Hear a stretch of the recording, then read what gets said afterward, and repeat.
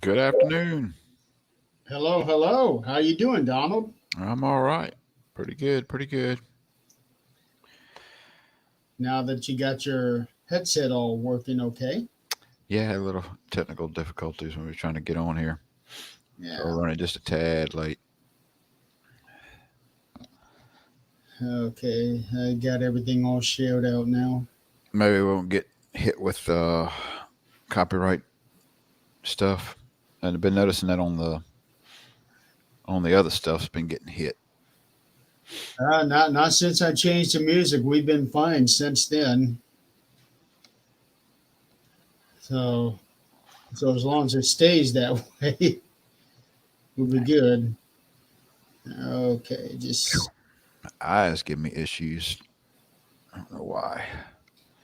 allergies. Nah, it's that shingles stuff. Every once in a while, my corner of my eye Oh, aggravates me. It's a nerve and all in there.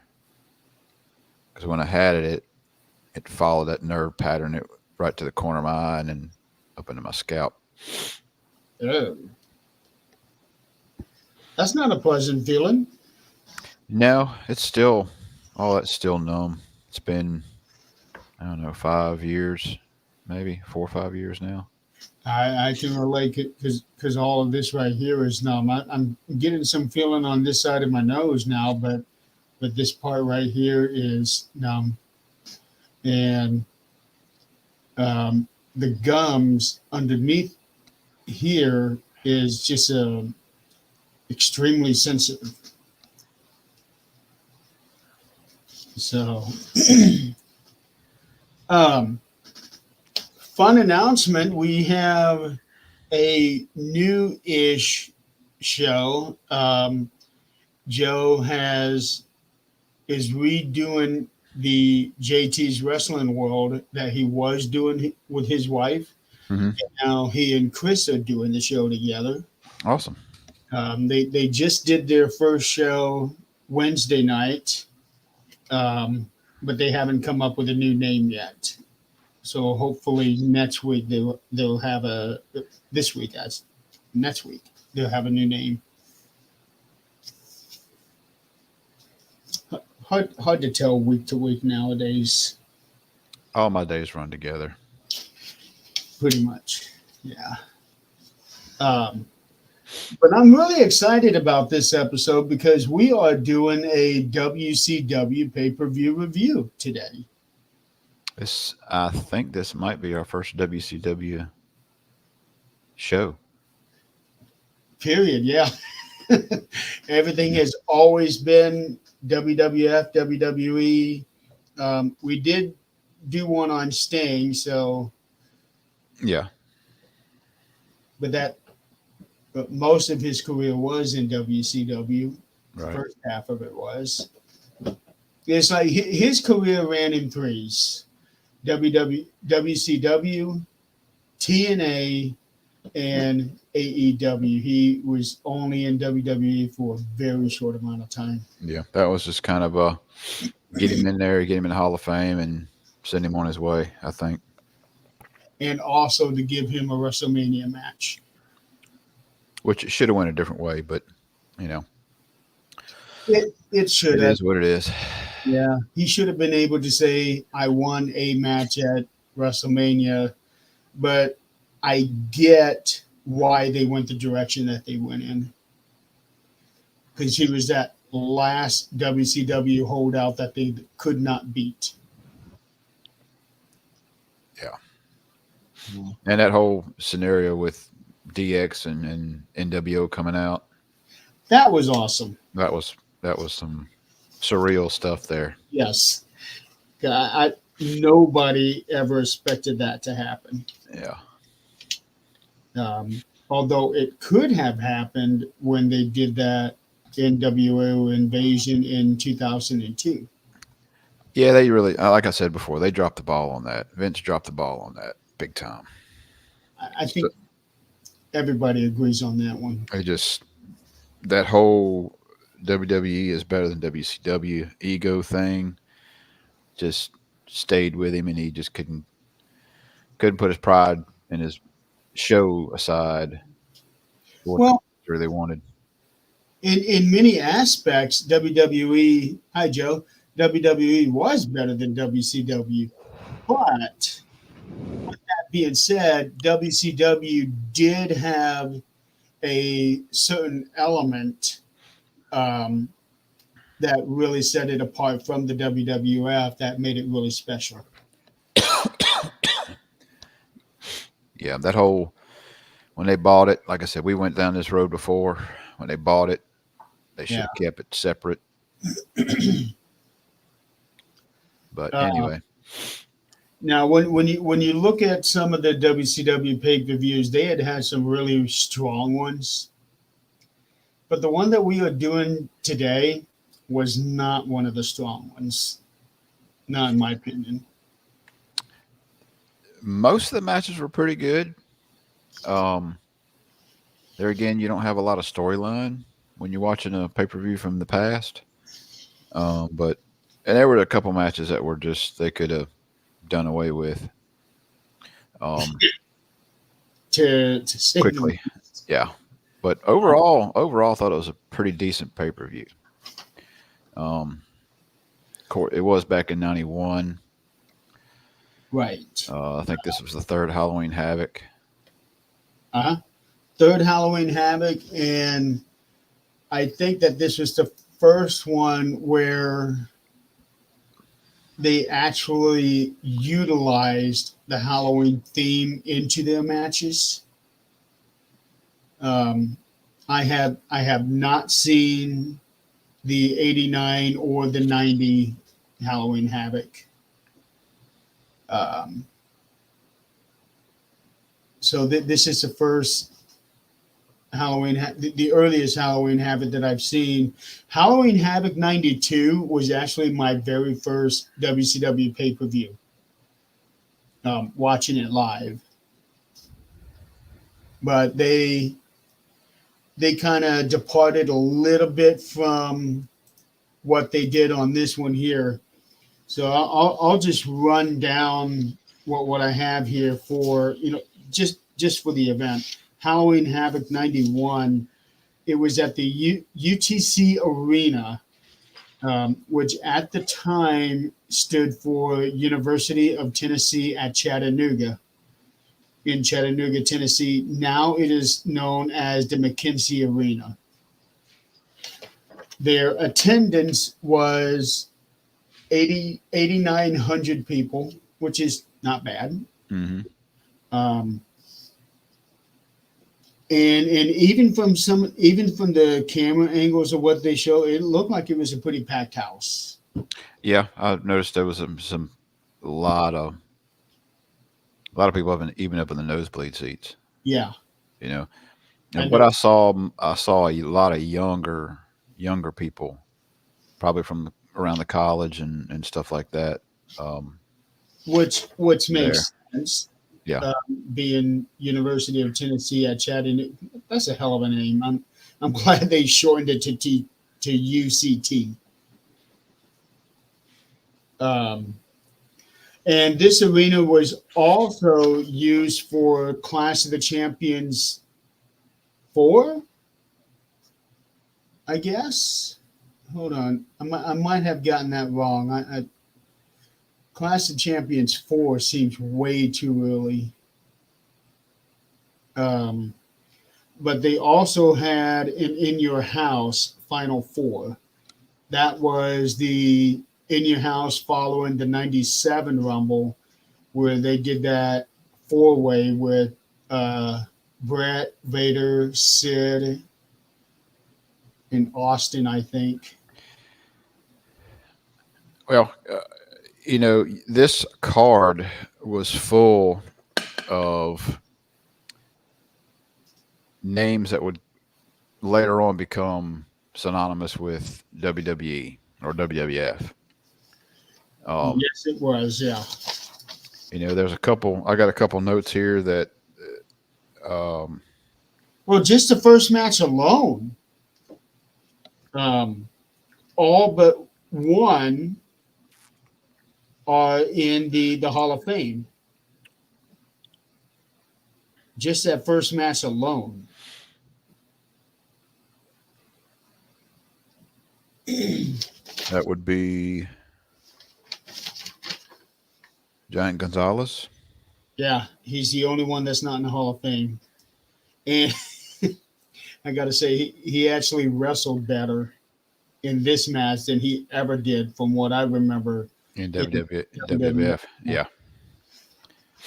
He was moving a lot better. that first match to me, I mean, I can see why they would start with that one. Get the crowd pumped up, but that one should have been pushed back maybe a little farther. Well, I was actually watching the Jim Ross Grill and Jr. podcast where he and Conrad were talking about that, and the reason that match was put on first is because of how much time they had to use to set it up, and they really didn't want to do that during pay per view time. So they had it set up before they went live, and then it was much easier to get rid of it after that. I can see that. Um, Because Conrad made an argument that it should have gone last. I disagree with it, but because of its theme, I could see it them going last. But to me, that match was a cluster. that if that was what going to be their finishing stuff, it would have finished very weak. Yeah, Um, One thing with the match, it to me is it looked like they were just all in and around the ring and really didn't have much of a plan other than the ending. I don't think they did either. Um, you had some guy show up out of a casket in the very beginning of it that wasn't even in the match. He got handcuffed, beat down. Um, And I've looked everywhere to for find him, out who that was. I have no idea who that is, and there was never really an explanation of why he was there. well, it's the same thing with the ghouls that came out. All the guys that with the stretcher, they played no part other than to get their ass beat at the very end. So um, Jim Ross was talking about that. The original plan was whoever got electrocuted in that chair was supposed to be put on that stretcher and taken out, but Abdullah had other plans, and plus it would have been very hard for them to carry him out on that little stretcher. And Well, here's a tidbit: he was not supposed to be in the match. half of them weren't supposed to be in Right. that match. Cactus Jack was not supposed to be in it. No, Cactus Jack was actually supposed to have been Bill Kazmaier's opponent. Um, let's see here. One Man Gang was supposed to have a match during this, but he left. He left the company right before the pay-per-view. Yes, Barry Windham was supposed to be in that match as well. Then there was that whole thing where Barry Windham was hanging out with Dustin Rhodes a lot, and the heels didn't take too kindly to that. And then there was the whole thing at the very beginning of the show where they showed the people arriving. Hmm. And oh man, that to me that was bad because Eric Bischoff doing doing his talking, and when Dustin and Barry got ambushed by Arn Anderson and Larry Zabisco, Eric was just right there saying, "Oh yeah, now they're doing this."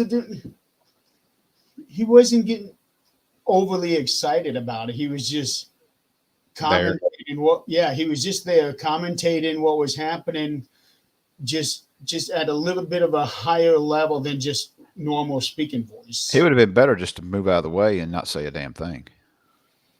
I think you're right. Yeah, Um, and that kind of goes into the ring announcer. I don't remember his name. Who announced Eric all? Michael Capetta. Oh my God, he is boring. Dear Lord, he was boring. But he had been their announcer for years. I know it's just he's dry. Yeah, he used to be the announcer for the WWWF back in the 70s and early 80s.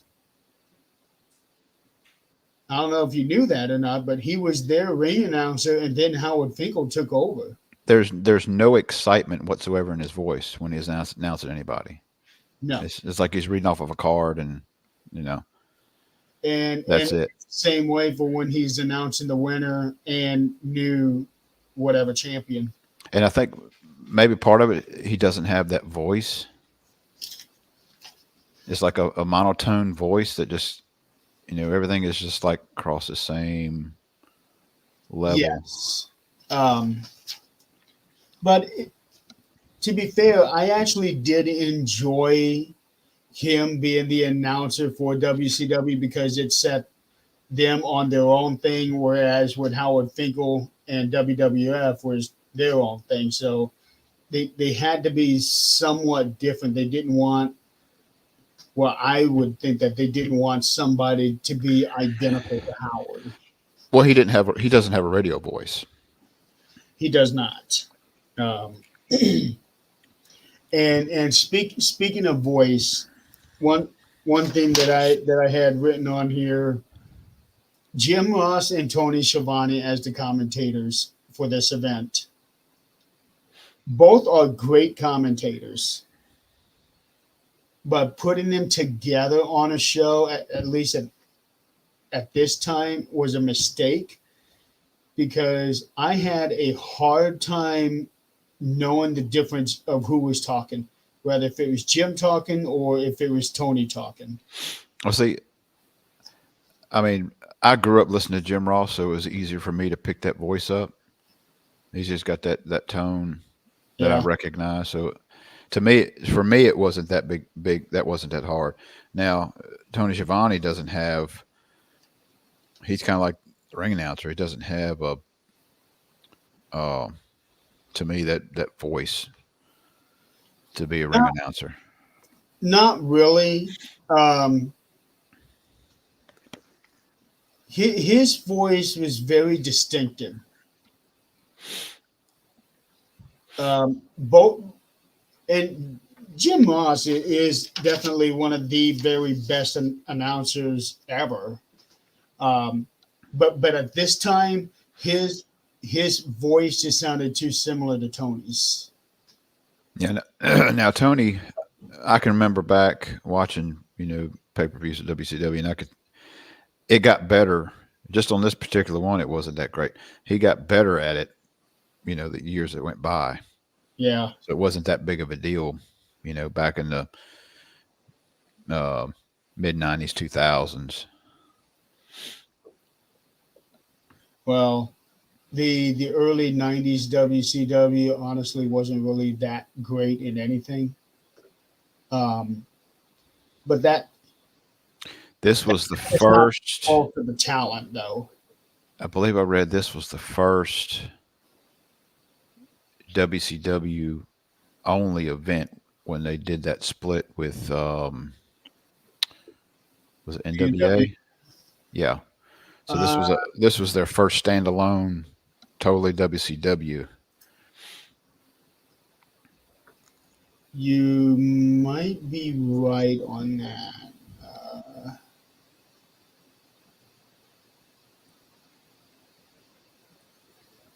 Yeah, they had this on and off again relationship with This W. is the first Halloween Havoc held by WCW alone. That's there you go. Alone following it split from the National Wrestling Alliance on January '91. So that's what it is. Okay, okay, yeah, I see it now. All right, so that would have been their third pay per view then without NWA. Um, Another thing that they had against them on this night was this was the same night of Game 7 of the World Series. The Atlanta Braves and the Minnesota Twins. And if you notice, one of the headstones there on the stage had Minnesota Twins on it. That's what that was. I was trying to read it. I was trying to read them Yeah, during the match. yeah. It had Minnesota Twins on one of those headstones. When you're looking at it, it's all the way to the left. So that was a nice little thing there, and I would imagine that, well, they never would have known that World Series was going to go to 7 for that year. It's always a chance, but I think that when they scheduled Halloween Havoc, they probably didn't know at the time exactly when the World Series was going to be scheduled. I'm not really sure how Yeah, that works. yeah. I was It, never I was never a big Braves fan. So you know, I'm I'm not a baseball fan. Period. around here, around here, baseball and football are really big, Yeah. and around here, they everybody claims college, Mississippi State or Ole Miss, which I'm an Ole Miss fan. Uh, so I'm out of the normal for that because most people around here are Mississippi State fans because Starkville's only an hour away, and then they got New Orleans. That's one everybody claims around here, and then you got the Braves, and the Braves actually had a minor league um,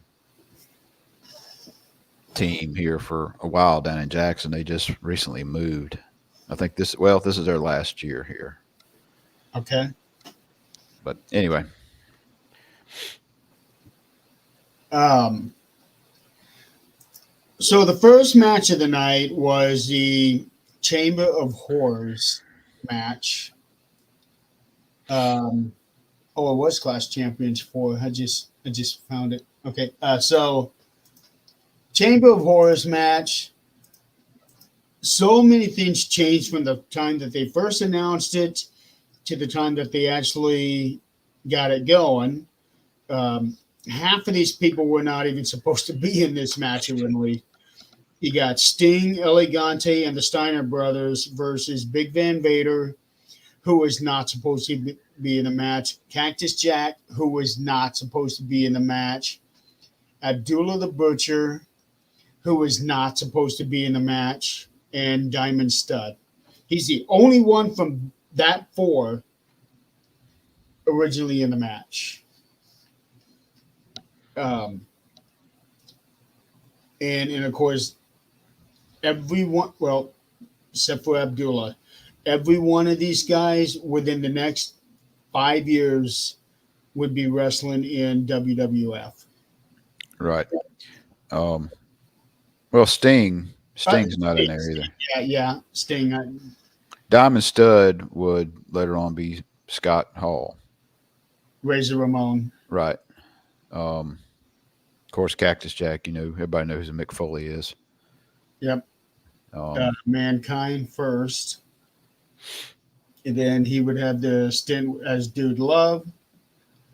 then Elegante as Giant Gonzalez. Oh man! Yeah. And Now, Scott Steiner came in there uh, for a little bit. I remember the pay per view with him and Triple H, and it was, oh my god. By this time, he was yeah, Steiner so brothers were done by then. yeah, he was so dang um, bulked up that he couldn't move, he couldn't do anything. I have never seen anybody build his body the way that he did. His bicep alone was freakish looking. It's almost like somebody cut into his arm and put a baseball on top of Hmm. his bicep. That tell me that ain't natural. um,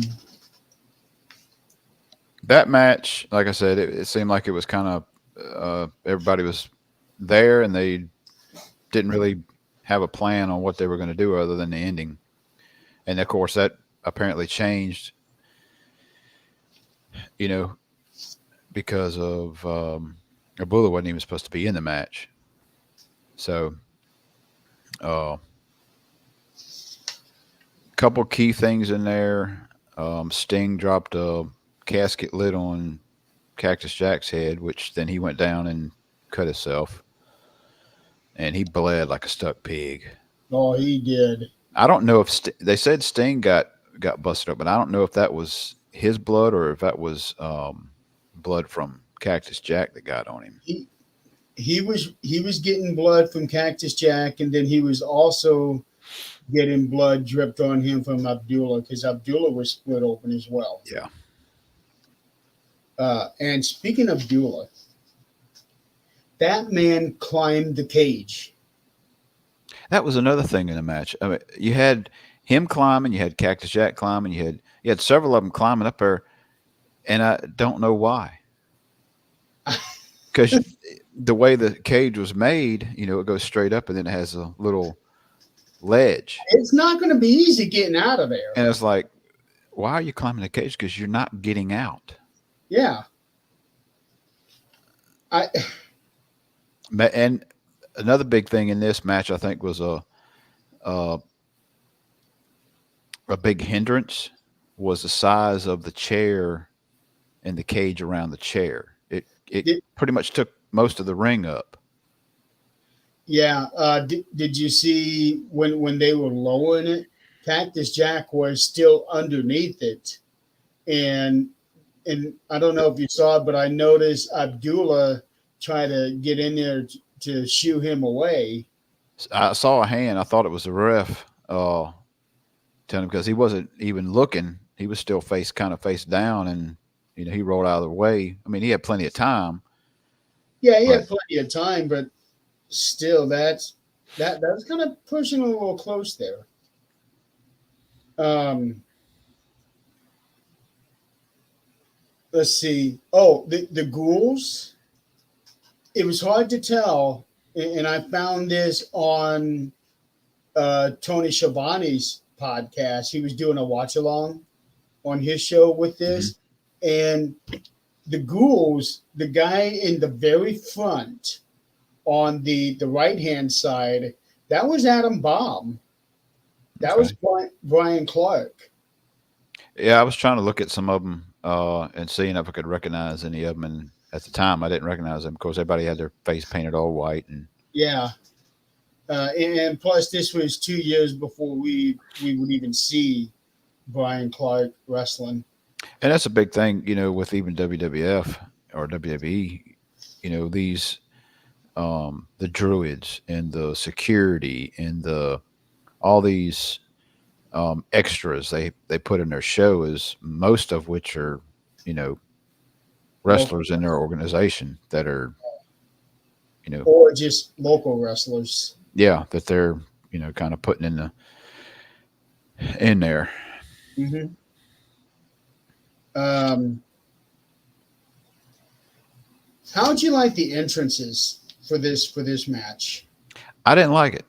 um everybody was kind of coming in, and if you didn't catch it right at the beginning, you didn't know who was on whose team, not knowing you know, um, It the didn't. storylines and all. Yeah, it didn't make any sense why they came out so staggered like that. Yeah, you Because know, you have Elegante for the face team, and then you have three guys from the heels come out, and then the Steiner bro. What the hell is this?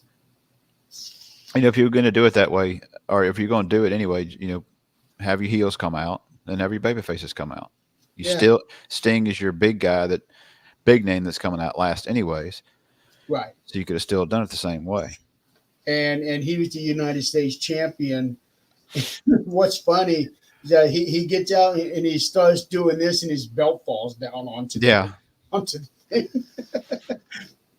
I'm thinking, wait a minute, are these things supposed to snap on, or did they not have it on right? This this whole thing was a mess. Did you notice that the switch was down half the match? uh, Yeah, the switch was. They even had a clear camera view of the switch halfway through the match, and it was down.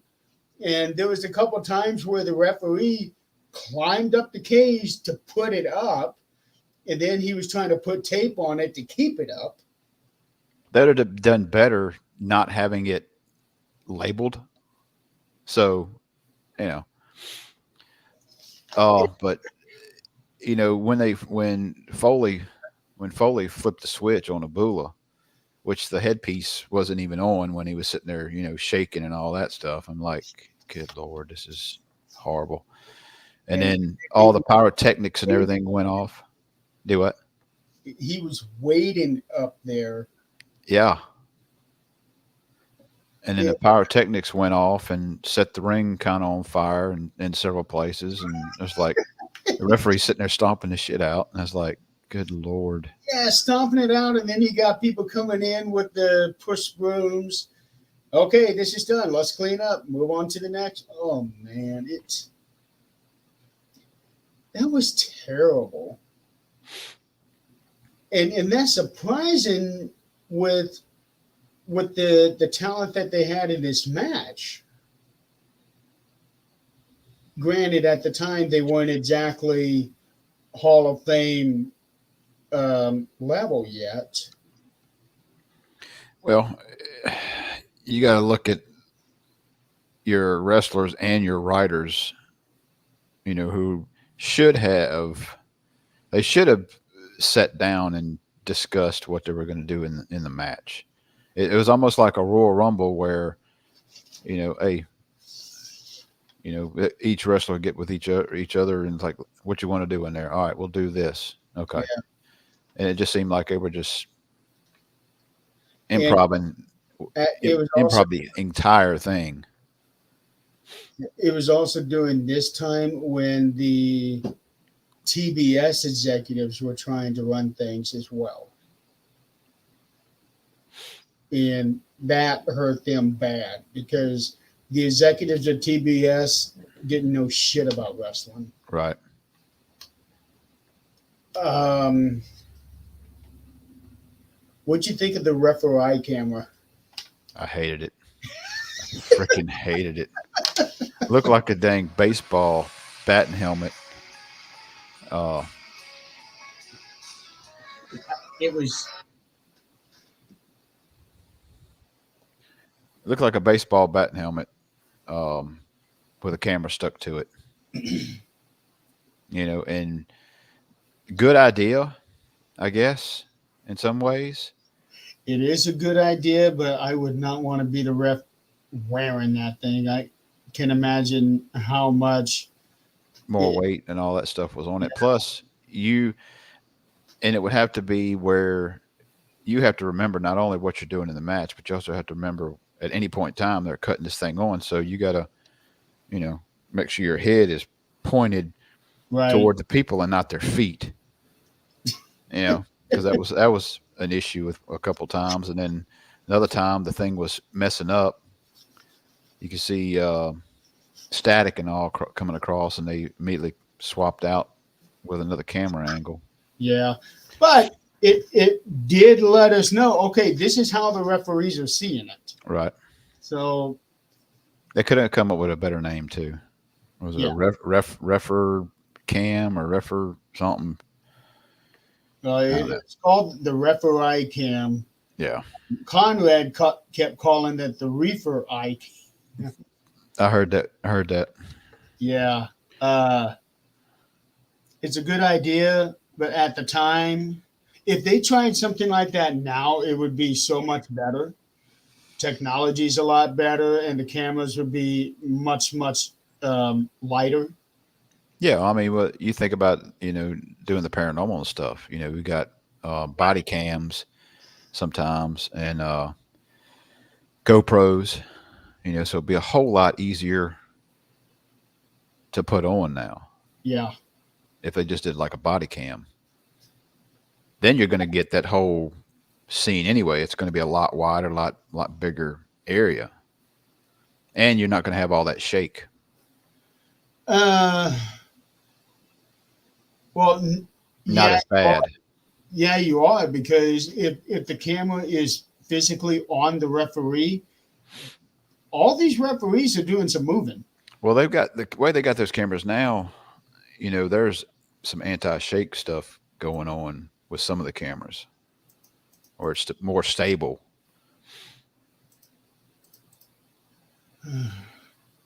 I'd have to see it. I would have to see it.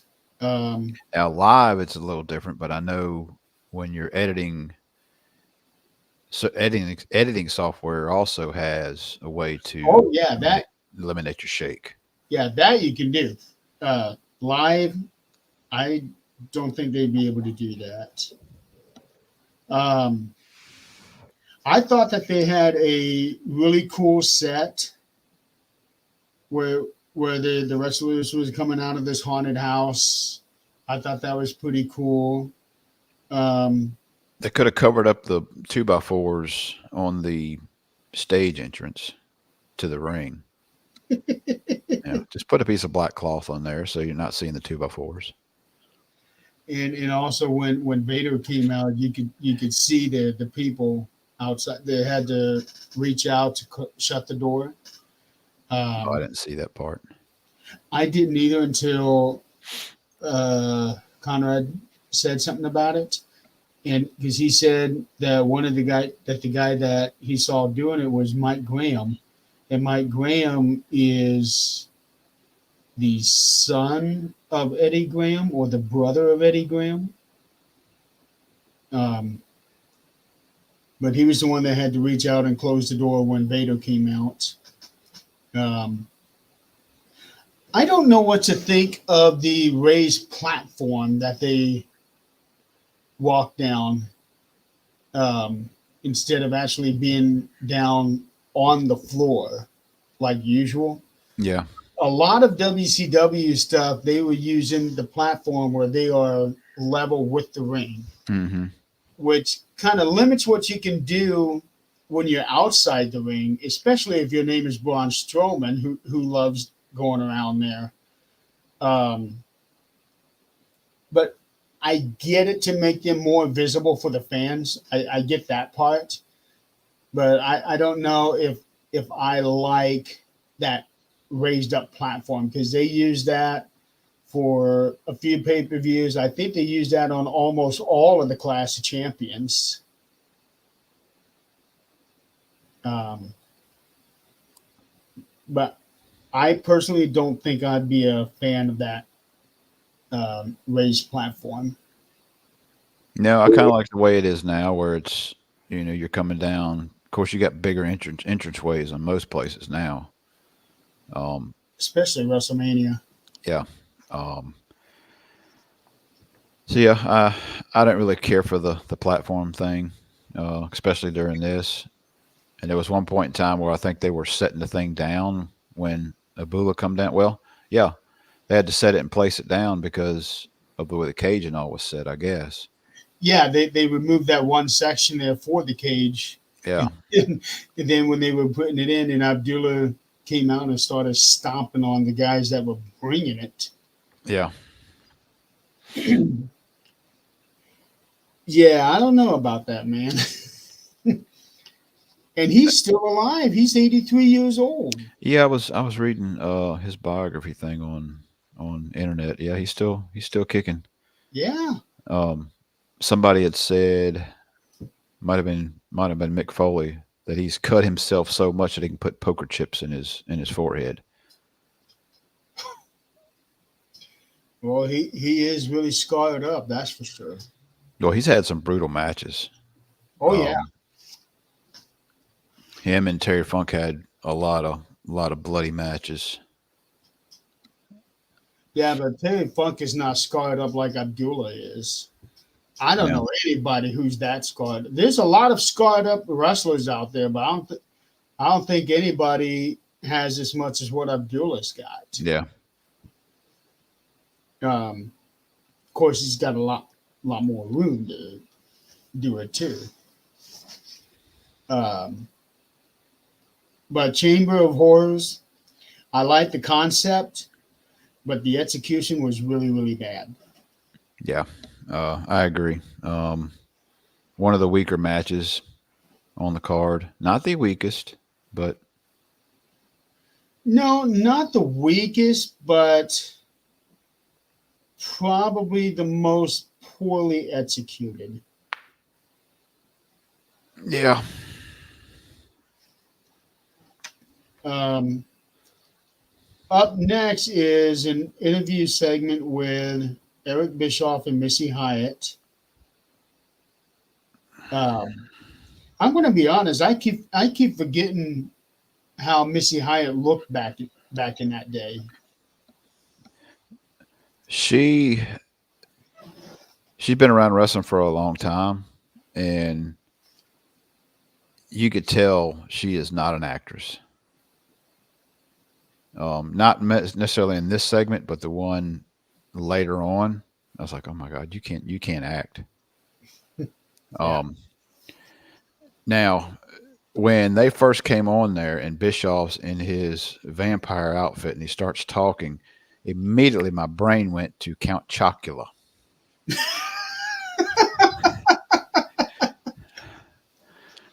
Not Dracula, Count Chocula. It's like, oh my dear God. And I'm glad he quit.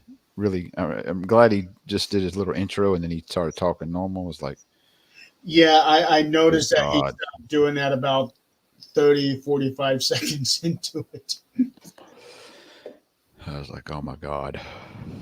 Yeah, and Missy Hyatt was dressed up as a burlesque dancer, and they were interviewing the. Well, first of all, they was talking about the Halloween Phantom, Mm-hmm. which we would all come to find out to be Rick Rude. But here she was talking about that. This is all she cared about was finding out who this Phantom was. Um, and then finally, we get a reprieve, and the Young Pistols come in for an interview. And to me, this interview seemed like it was just way out of place because these guys are dressed to wrestle.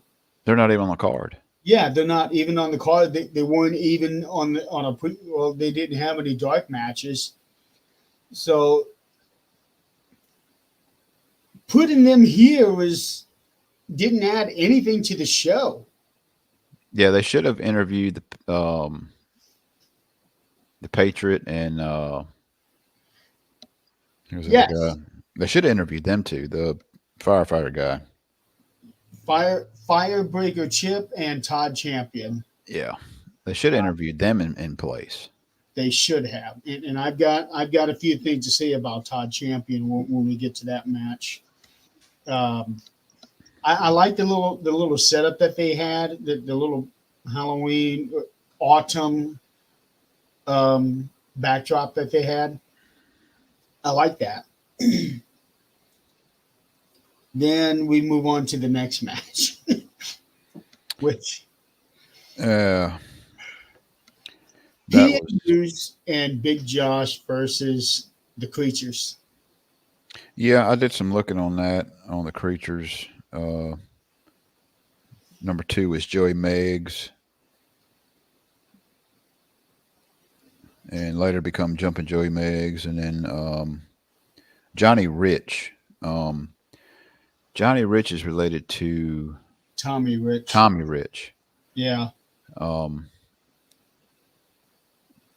Back in my old heyday of going to wrestling, I've got Tommy Rich's picture and autograph, stuck in my stuff. Um, but anyway, you I, know, I know at one time they were looking at the NWA was looking at Tommy Rich to be the next big star, and that didn't work out so well. Tommy Wildfire Rich, I think that's what it was, wasn't it? Tommy Wildfire. I think so. Um, Big Josh was later on to become uh, one of the characters that, or one of the guys that played Doink. He was the first one that was Doink. Yeah. He was the Um, first one that was Doink. Um, and then also Big Josh. Well, at least for this one, his Northern Exposure was the same move as the Quake from Earthquake. But then when he went to uh, no, while he was still in WCW, he started doing that move from the top rope, doing the sit down splash from the top rope. He was still, because I remember him doing that while he was still in WCW, and then he took that with him to WWF when he became Doink. well, with a smaller guy, it doesn't seem as devastating as somebody like Earthquake. No, if Earthquake had jumped off the top rope and done that, you're dead. Well, like Nia Jax. Oh, Yeah. what she did with live? Oh man, I don't see how she wasn't hurt after that. Yeah, no, it's like, oh my God. She just fell off the second rope on top of her, I think. Second rope? I don't think it was third rope. I think it's second rope. But yeah, it's like, oh my Still God. not enough. Yeah. Um, and then PN News. He would later on go to ECW for a short period of time, I think. But that whole gimmick just, and I know it's the times of hip hop and rap and was getting big back Yeah, then, and but you got to have a little bit of talent to do it if you're going to do it. yeah, You know he didn't seem like he was really a rapper. no, the yo baby yo thing wasn't even in time with his music. Well, the Yo Baby Yo, that was a big thing back then. Yeah, Because Vanilla Ice did a variation of that for when he did the song for Ninja Turtles. Is Go Ninja, Go Ninja, Go. yeah, I remember that. So one of them ripped that off from the other. I don't know which came first. Um, and even for as big as PN News was, he did a nice looking drop kick. Yeah, that's what I was going to comment on. His drop kick was pretty good for a guy that size. Yeah. Well, even Earthquake had done drop kicks. That's a lot of human to get up. I know, but if you got some athletics behind you, and there are some big men that's got it, they can do stuff. Um, I didn't really see much more out of Pia News aside from that drop kick. And then to end the match, he gets up on top of the rope. It To, splashes. yeah, um, which that wasn't a pretty splash, No. but he had a really nice looking drop kick. Yeah. That match, that match went. Let's see. The first match went 12:33. Second match went 5:16. 5 minutes 16 seconds. Yeah, With and, Josh and News winning over the Creatures. And the reason I believe, the only reason I believe that match was in there in the first place is that they wanted to keep up with this Halloween theme. So that's why they That threw the creatures in there, did the and they creature. actually kept them for a little while. Um, Eventually phased out, I'm sure. Just Because that's just a Halloween thing. yeah, Joey Maggs, I'm very familiar with from being a talent enhancement in the WWF. After this, because I remember Joey Maggs and George South, Steve Bradley, Barry Horowitz, Dwayne Gill. I remember all them guys, and Joey Maggs is one of them. I got to know the talent enhancement guys as much as I did the actual superstars. Um, and I looked forward to seeing those guys. well, it's like you get this back backstage segments. A lot of times in WWE now, not so much now, but back several years, you would see Arn Anderson, you would see Michael Hayes. And of course, you still see Michael Hayes around a little bit. Hmm. Um, Terry Taylor was even back there uh, sometimes, but it's like nice to see those old school wrestlers. Now that they're done in the ring, they're using their talents behind the scenes to bring up the new generations. Speaking of Arn Anderson, there is a suspicion that he is going to be Cody Rhodes' manager. Really, Yeah, Cody. Cody said something in some interview. I don't know who he was talking to, but he said something along the lines about having a maybe having a classic manager. Um, I think I read that somewhere where he thought would bring in a classic manager for yeah, which I don't know unless he's fixing it. all eyes went to Arn because now Arn is either leaving or no longer with AEW.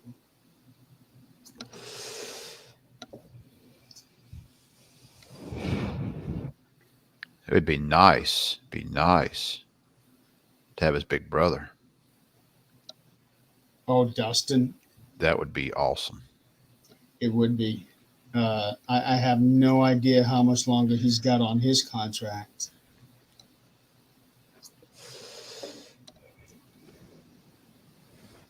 That But that yeah, match that match was I did see Big Josh use a razor edge, kinda a razor edge. Looked pretty decent for not really setting it up really big. It was like out of the spur of the moment type move. And I think one of the creatures landed on their head at that point in time, or on the back of his neck, yeah, I and he didn't actually catch did that it. part. Oh, speaking of that, uh, one thing that I thought was a little unnecessary was when P and News did his splash to get the pin. Big Josh jumped on P and News and stepped on his neck. I didn't see him step on his neck, but I saw him step up on him. I was like, Yeah, he stepped up on him, and I think that he tried to have his foot on in between the shoulder blades, but it slipped down to his neck and almost on his head. he didn't step there very long, so that's No, maybe why. yeah. Uh,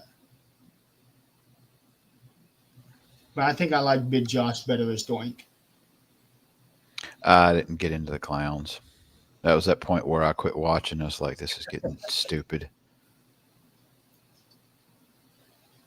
Well, he hated that gimmick, but he made it work. Well, it's like Akeem, you know. He made that because, from what I understand, Vince didn't have any idea who Akeem was, other than he came from Africa, and you just go out there and do something. Yeah, but I don't recall hearing that he didn't like it though. He just went with it. Yeah, well, it's kind of like Dusty Rhodes when he dressed him in black and yellow polka dots. He went out there and he didn't necessarily care for it too much, and at the beginning, so it's like I'm gonna have fun with it. Yeah, and You know? it got over, Yeah. and did not like that at all. No. Oh man. Okay, next match, which in my opinion was probably the match of the night, Bobby Eaton and Terry Taylor. It was a really good match.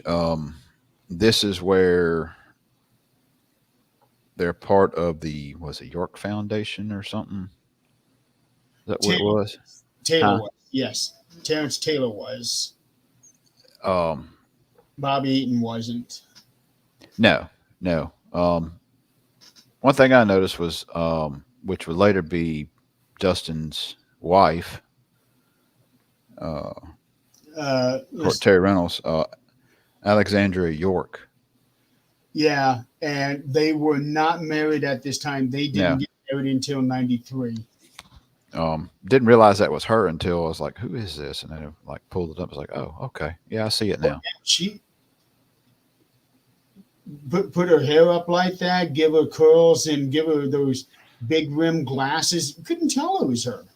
No, and you're carrying around this big, look like Tandy desktop computer. I know it was a laptop, but good lord, that thing was like a big brick. And that whole gimmick, open it up and having the wrestler come out there and look at it, and just like that's just that's just dumb. Uh, it I'm surprised that somewhere in the two matches that it was ringside that it didn't get introduced into the match somehow or another. That's what I was expecting. at one point Terry did grab for the laptop, and she pulled it away. Okay. At one time, he Now that was when he was outside the ring and no, they were still in the ring. They were oh, all were still they? in the ring, and Terry was going to the corner, and he had his hands on the laptop, and she pulled it away from him. Um, Bobby Eaton, of course, part of the Midnight Express for years, and Terry Taylor being technical wrestler that he was. And Both, getting away from that red rooster. yeah. This was prior, wasn't it? This would be prior to the Red Rooster, wouldn't it? No, this is after Really? Okay. Well, year and a half after. okay. Well, that was good. That was Yeah. good. Finish something besides that blemish of the Red Rooster. Oh Um, yeah. Seeing him as the red rooster, you think he was a terrible wrestler, but seeing him in this match is like, holy shit, this guy can no, go. I grew up watching Terry Taylor in Mid South, and he was always a good technical wrestler. Yeah, I didn't. My first introduction to him was actually when he came back to the WWF after this run, and he was terrific. Terry Taylor. Um, he did okay, but again, they just never utilized him very well. Right. Back in Mid South run, he had run-ins with Adrian Street. He had run-ins with Jake Snake Roberts. He teamed up with Chris Adams for a while with I think they won the tag titles, and then he wound up. I think Chris Adams was getting pinned, and he had his leg on a rope, and I remember Terry walking by and kicking the leg off, which later on have them turn against each other and Yeah. wrestle each other. But like I said, he was always a good technical wrestler. My couple of my biggest memories of him was he had the TV title, which at that time was a medallion that they wore around. And I'm thinking Adrian Street wound up kissing him on the lips and wound up pinning him. It just shocked him. It was like, oh my God, you know, Okay. wound up losing the title to Adrian Street with Miss Linda, which is his wife, which Adrian just passed away like last year. Um, and then another big memory I had was when Jake Snake Roberts DDT'd him on a metal chair.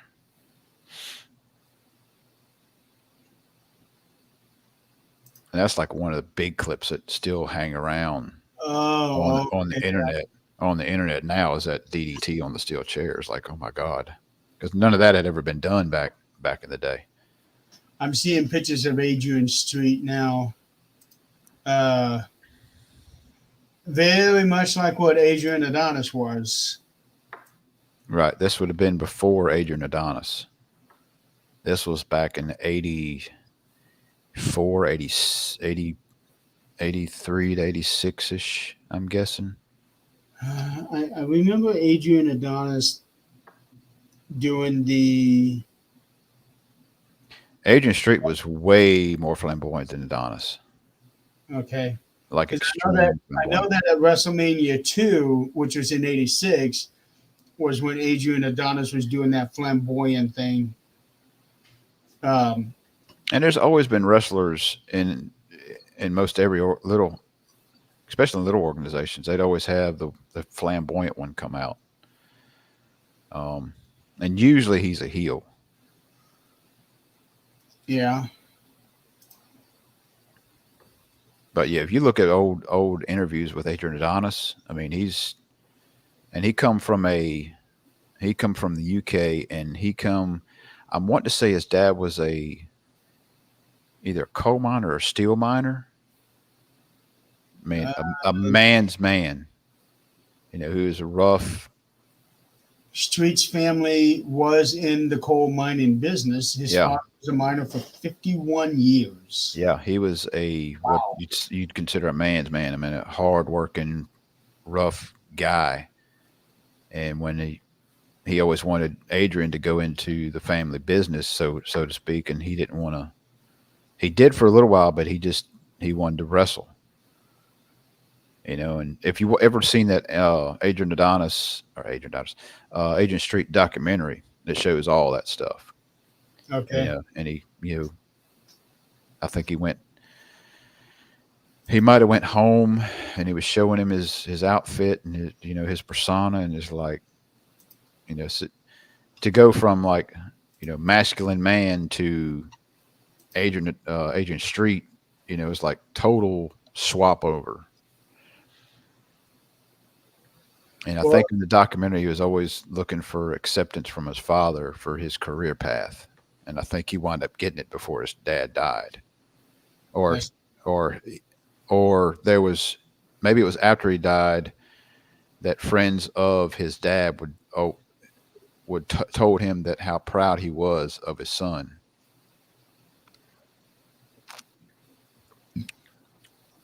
But yeah,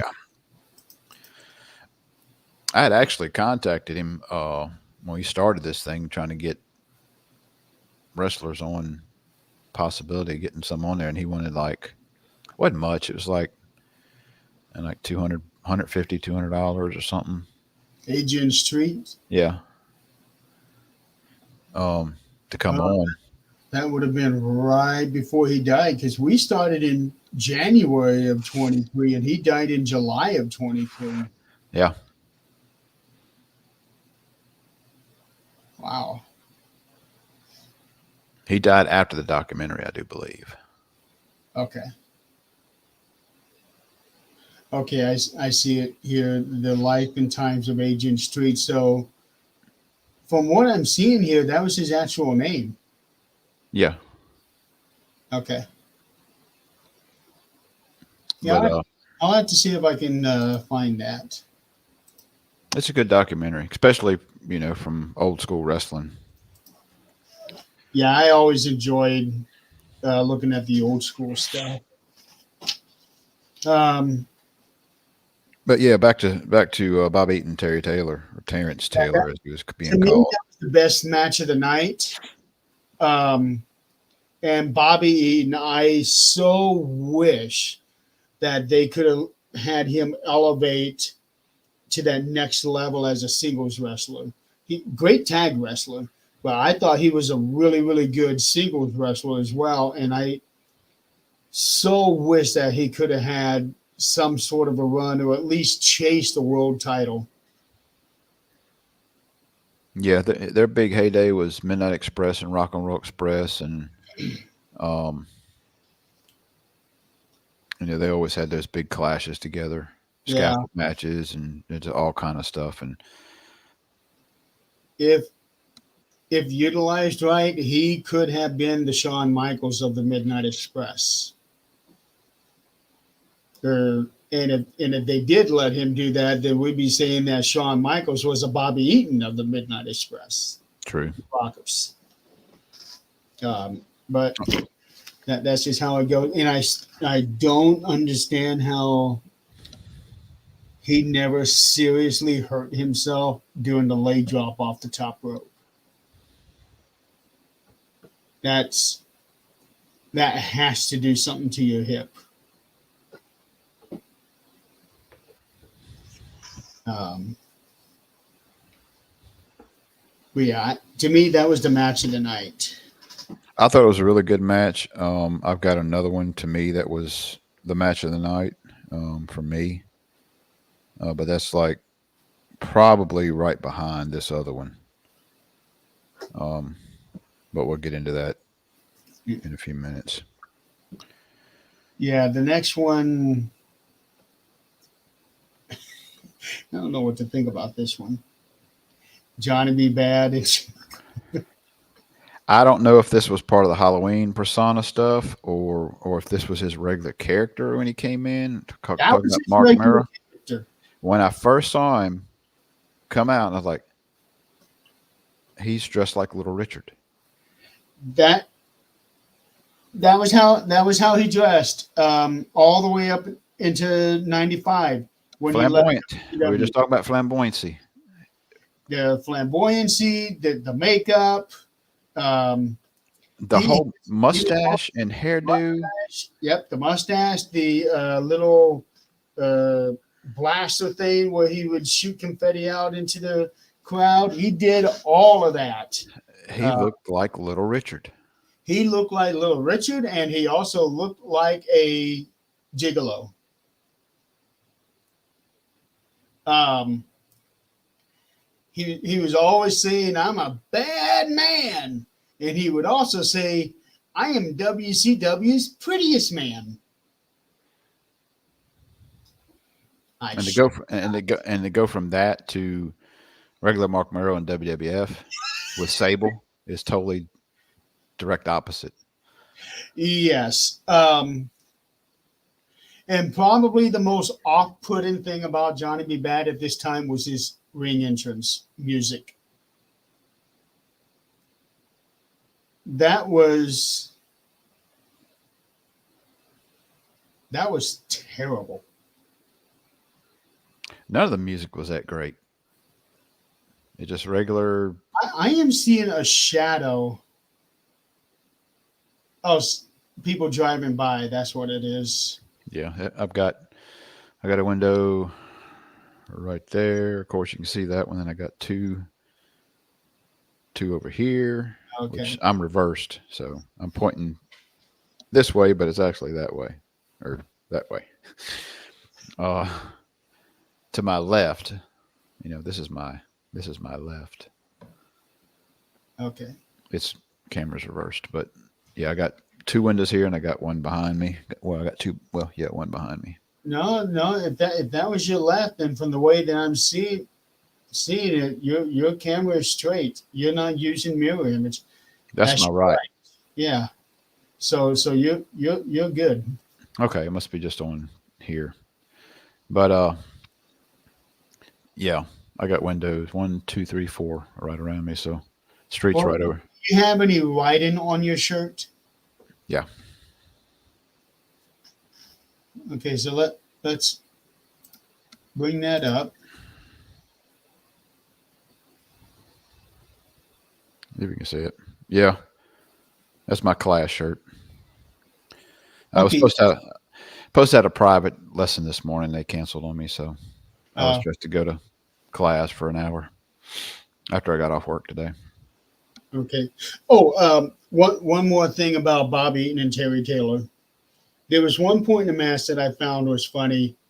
Uh, Bobby did a sunset flip on Terry, and Terry was reaching over trying to get the rope to keep from falling down, and the referee Got in the way.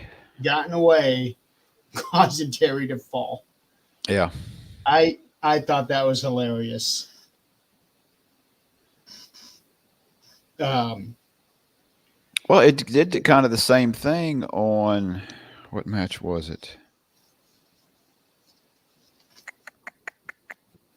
What match was that?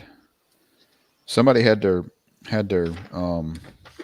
leg on the rope, and it was almost like the referee knocked it off. That was oh, I Johnny B. know. Bad. That was the Johnny B. Bad, and Yeah, that was that that same was match. that match. Yeah, that was that same match. No, yeah, Johnny B. Bad's match. Yeah, so Johnny B. Bad, Jimmy Garvin. Apparently, the Freebirds had just turned face. Um, 'Cause Face-ish. I was reading somewhere where Michael Hayes had to punch Terry Long at the end of this whole thing to remind the fans that he's supposed to be the good guy. Um, so I don't know a whole lot about them going from heel to face, but um, Now, one thing about this match that really set with me a little bit is old school was, of course, Jimmy Garvin, and I looked him up. He is the stepson of Ronnie Garvin. yes, Um, but his ring entrance, of course, he had joined the Freebirds at some point in time because I remember the Freebirds as Michael Hayes, Terry Gordy, and Buddy Roberts, I believe, back in Mid South, and they always came out to Bad Street USA, and I that's what they. always thought that Jimmy was one of the original members. I don't think so. According to what I'm seeing, no, he wasn't. Wow. Okay. Um, Terry Bam Bam Gordy was really good wrestler back in the day. Um, physical, really physical type wrestler. I remember Terry Gordy and Steve Williams, Doctor Death. They used to have a lot of run-ins, and the Freebirds were always they were the big heels in Mid South. Okay. Um, this was around they you had different heel factions. You had them. You had the guys that were in Skandarak bars. His what he called stable. Yeah. Um, but yeah, hearing the Bad Street USA song when Garvin was coming out, I was like, oh yeah, this is old school stuff here. And during that match, you could see Hayes take his arm. He was supposed to have been injured. You could see Hayes take his arm out of the sling and was Yeah. hitting marrow. Because Hayes was supposed to have had a match that night. Um, I'm trying to see where Jimmy joined the Freebirds, but there's too much here written for me to read this while doing this show here. Um,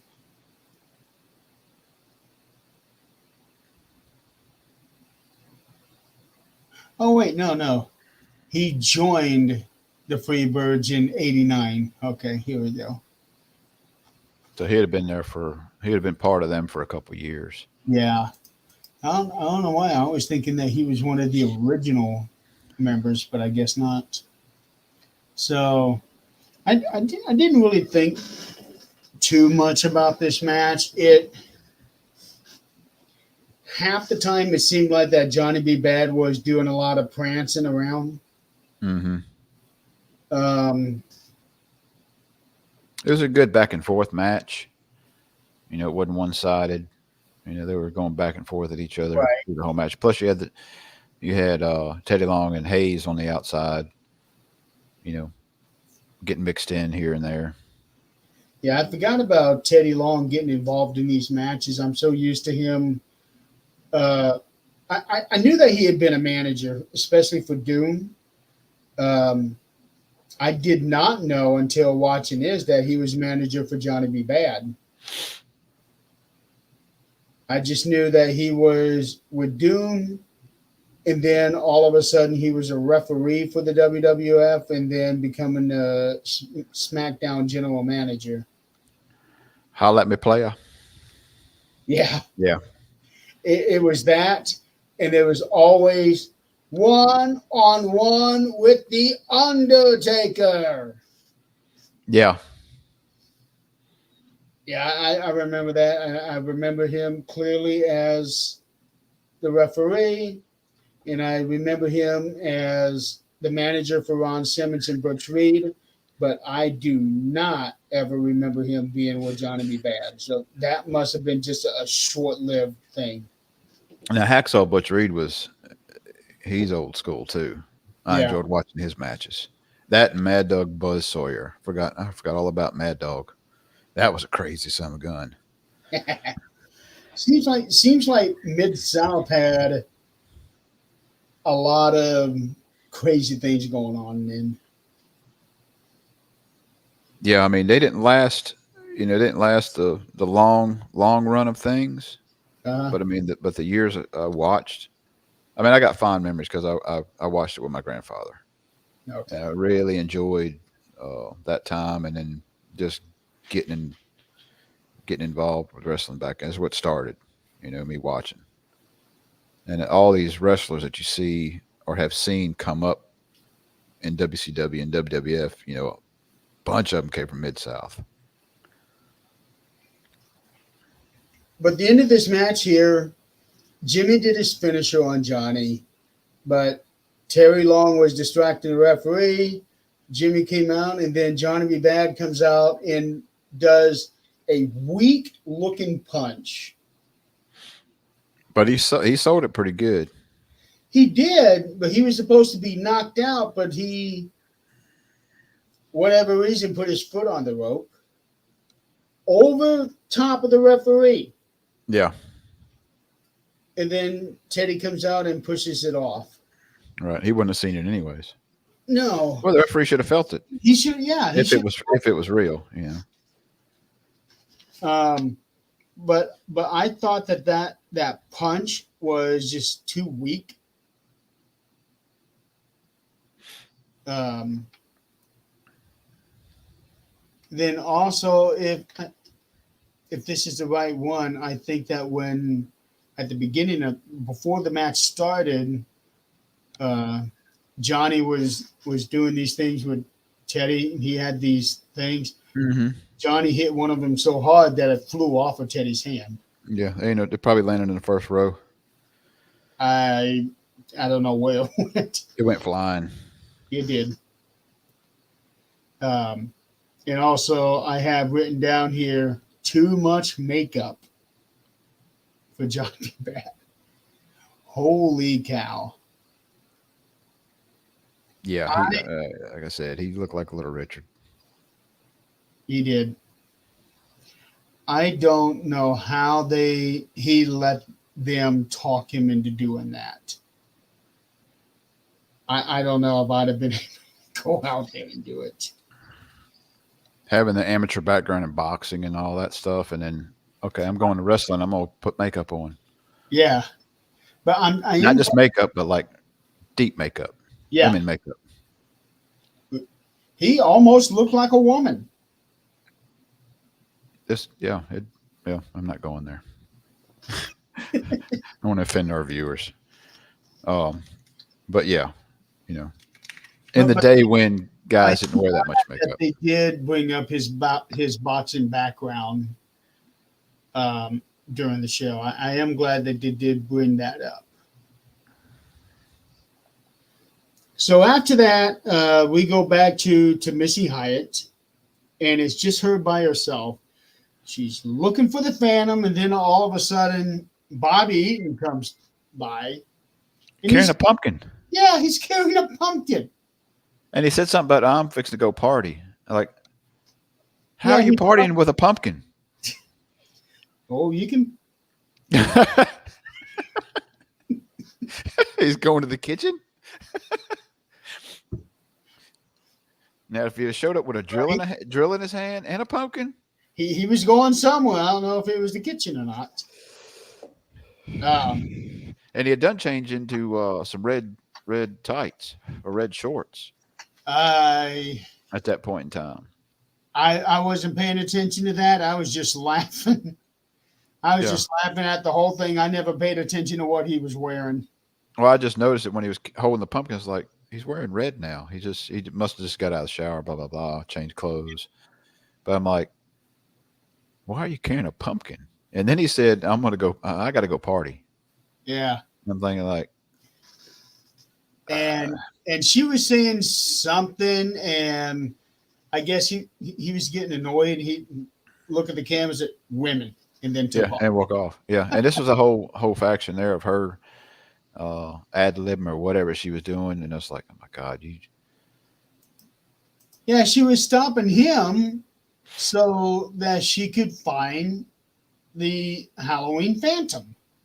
Yeah, and her acting skills, like I said, were non-existent. Right. Next match is Stunning Steve Austin defending the World Television Championship against Dustin Rhodes. Now, Dustin Rhodes is 22 years old at this time. Uh, Jimmy and Tony were saying that he was 21, but I looked him up. According to his birthday, he was actually 22 years old at this time. To me, this was the no, That this wasn't it. This wasn't it. was Um, to me, this was a good match too. Back it and was forth. yeah. I didn't understand. I do understand in one concept, but I don't understand in another. To where you put a time limit on this one, but your other titles you didn't. Most titles are 1 hour to the finish, but this is TV title. Um, and on regular television, they got 10 minutes, maybe 15 minutes. Yeah, this was a They 15-minute kept time it limit. yeah. So they kept with the time limit for this match. Okay, well that makes sense to me. Yeah. Um, Now that match was really good back and forth. It was a good match. Um, saw a lot of Dusty in Dustin's moves Hmm. and a lot of his classic moves like dropping down to the floor and punching from there. And the elbow and the The rolling. well, that's the Dusty thing. To me, falling down and then hit from below. To me, that's a Dustin thing. I know you said that Dusty did it, but I don't recall ever seeing that before. Not with Dusty. Um, and they went to the 15 limit draw, and then of course Capetta doing the countdown. 5 minutes, 10 minutes remaining, 5 minutes remaining, which I'm used to him doing that. The ending, the very ending, there was a move that he did to Steve Austin, and it seemed like he was rushed to get back in position to get on the top rope. I forgot what he did, but he did something, and it was almost like he didn't completely finish all the way down on the move, and he immediately jumped back up and was getting on the top rope to Yeah, finish up their scheduled ending to wind up finishing up. right at the 3 count before the time ran out right at 2.5. Um, that was the only real, not really a botch, but the only really thing I saw was out of sorts. Um, he got busted open, and I was trying to look to see how whether he actually got Steve actually busted him open, or did he blade himself really Uh, quick? hard to tell. Hard to tell these days. Um, Steve Austin, he he would actually marry Lady Blossom a year later. Really? Yeah, the one that came out with him. But what you probably don't know is that Lady Blossom was married from 83 to 84 to Billy Jack Haynes. Really? Hmm. Yeah, and he stayed single for the next 38 years until he married this this other wife, the one that he killed. Billy Jack. Yeah, and she was 15 years older than Billy Jack Haynes too. Really? This second wife, yeah. He's 70 now, and she died at 84, 85. Goodness. Yeah, but yeah, in 1992, Steve Austin would marry Lady Blossom, and their marriage lasted until 99. She was actually the one that gave him the Stone Cold nickname. I remember the story that Stone Cold talked about that. Yeah, something about drink your coffee or it's going to be Stone Cold or something like Yeah.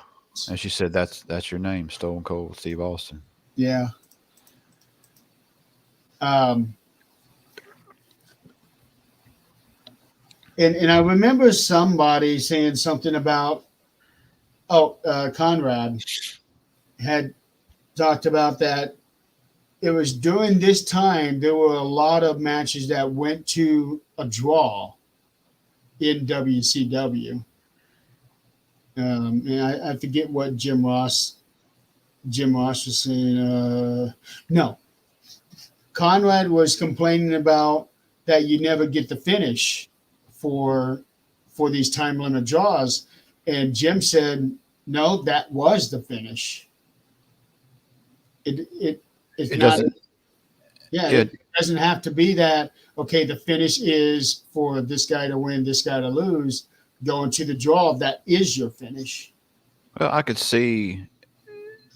see if you're kind of continuing the story in certain spots, like Rhodes and Stone Cold or Steve Austin. I'd like to see them wrestle again. And have a decisive winner one way or another. Yeah, Even if it's outside interference where somebody interferes, he keeps the title, and then it shifts to Dustin against this other guy. You know, mhm. And to think just a few years later, these two would become megastars, especially Steve. yeah. He Uh, gets it. He finishes his stint in WCW. He was promised all this stuff, and it fell through. He went to ECW and gave that well, he got phenomenal. in Yeah, WCW. yeah. He gave that Actually, phenomenal. both of them got fired in WCW the same year. They both Really, got fired. I, Yeah. um, I don't know why Steve got fired, but Dustin got fired because he bled with Barry Darso in that travel trailer match. he bled. Yeah, he and Darso were doing that match there in the back of this trailer that was driving down the road for Uncensored, and they both bled, but the mandate from the company was no bleeding. The agent that produced the match told them both go ahead and bleed, and they did, and they both got fired for it. Should have fired the other guy. I think he got fired too, but they fired them as well. Oh, well, Steve left WCW and went to ECW with Paul Heyman and gave that phenomenal promo. That was the birth of Stone Cold. Yep. Yeah. Um, and of course, he goes to WWF and beats Jake at King of the Ring and Mhm. gives out the catchphrase. It became huge. Oh, Austin 316. Yeah. You can see Michael Hayes' face when as soon as he said it, just like, oh, that's gold. But Yeah, but I don't think even Steve expected to see thousands of signs that next day like that. yeah, it went like wildfire. And you think about this was a time before social media was a big thing or even existent. Um, Yeah, it didn't exist at that time. now you imagine what it had been with even bigger than what it was if we had social media. Uh, Honestly, with today's society, if he'd have said Austin 316, people would some of today's people would say, "Oh, that's blasphemy. You need to be kicked off the show. You need to be fired." That's what today's world would have done. Well, today's world is too soft. Yes, Today's world gets offended by any little thing, I know. and it's like, okay, it's okay to be offended, I you know, know. you know. And I think if Austin 316 had been put out now, it probably wouldn't be anywhere near as big as what it was then. I can see that. Yeah. Um, but That was a totally different time too. They were doing much just different. Much different, yes. that attitude era was, do whatever. We'll face the consequences later. Boy, did they ever. Up next after this, they start promoting Starcade. The voice for this one sound similar to Vince McMahon. Yeah, I caught that. I kind of skipped through it real quick because I was trying to.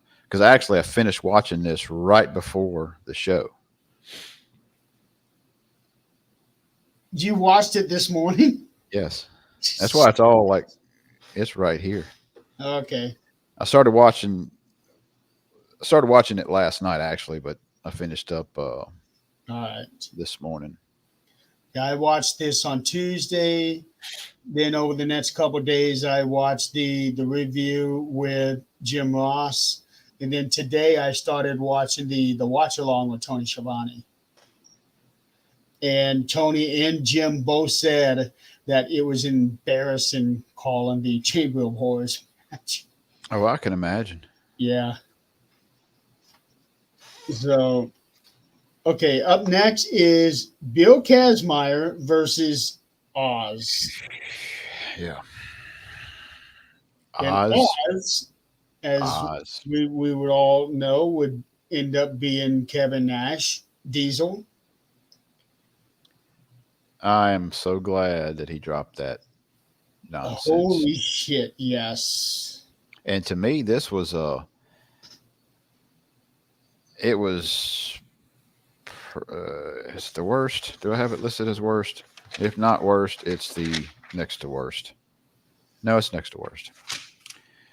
Um, The next match would probably be the worst. yes, it's up down there for the worst. But yeah, this one was horrible. Yeah, Um, this one was hard. This is the one where, uh, what was it? Some Oz.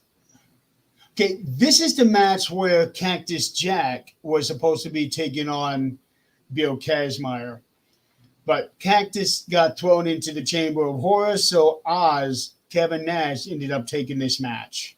which, if you think about it, makes sense for somebody's character like Cactus Jack to be in the Chamber of Horror as opposed to Oh being yeah, he's perfect for on that a match. regular match. Yeah, Um, he's but perfect for that match.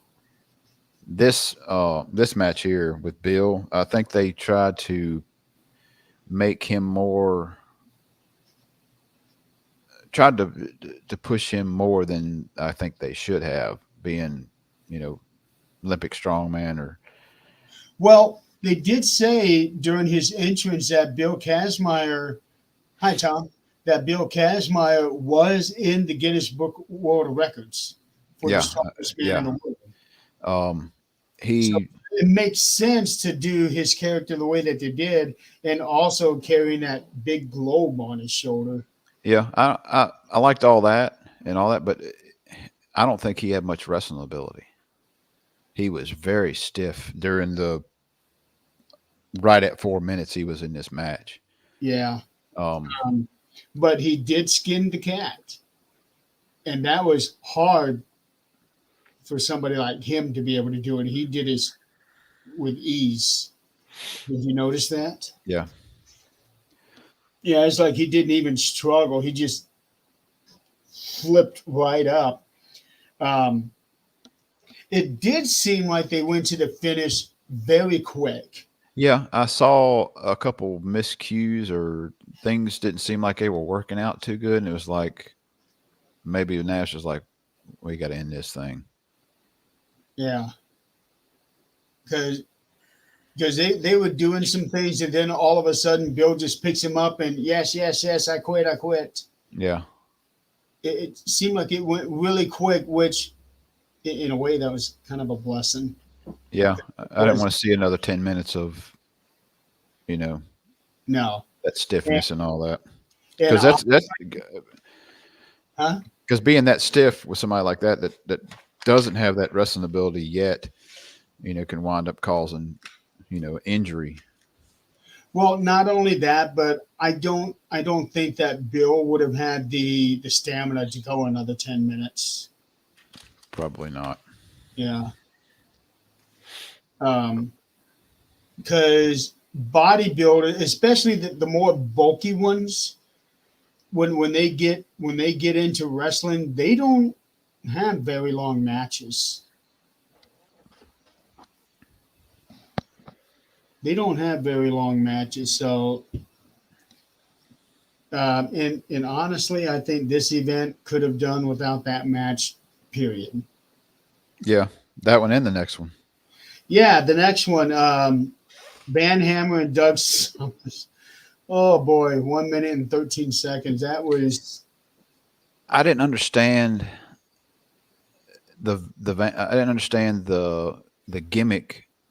You're this metalhead, which I didn't have a problem with that, and coming out with a guitar. But then while you're in the ring, you got guys with jackhammers. I noticed that. It's like I can't decide a gimmick. Let's put both of them together. Yeah, it. I think they went with the jackhammer because hammer, Hmm. jackhammer, Van Hammer. Um, yeah, I'm sure picked that. from Van Halen. You know, Well, heavy metal Van Hammer. I thought was a cool ass name. I like the gimmick. I just didn't. Yeah. I should have done away with the jack. You could have not even had the jackhammers in there, and everything would have been fine. To me, it was out of place. No, I think even without the jackhammers, this whole thing would have been bad. Well, I mean, the match sucked. I Yeah, the mean, match was bad. and that was probably there was a miscue at the very beginning of this match when Doug went against the ropes. Of course, he was an old wrestler. When he Yeah, went against the ropes and come back, and he's like went down, and there was Van Hammer was standing up, and it was like then he kind of fell into the corner. I'm yeah, like, I noticed that too. somebody didn't know what the other one was doing for a couple of seconds. Or or maybe Van Hammer wasn't doing what he was supposed to be doing, and that threw Doug off.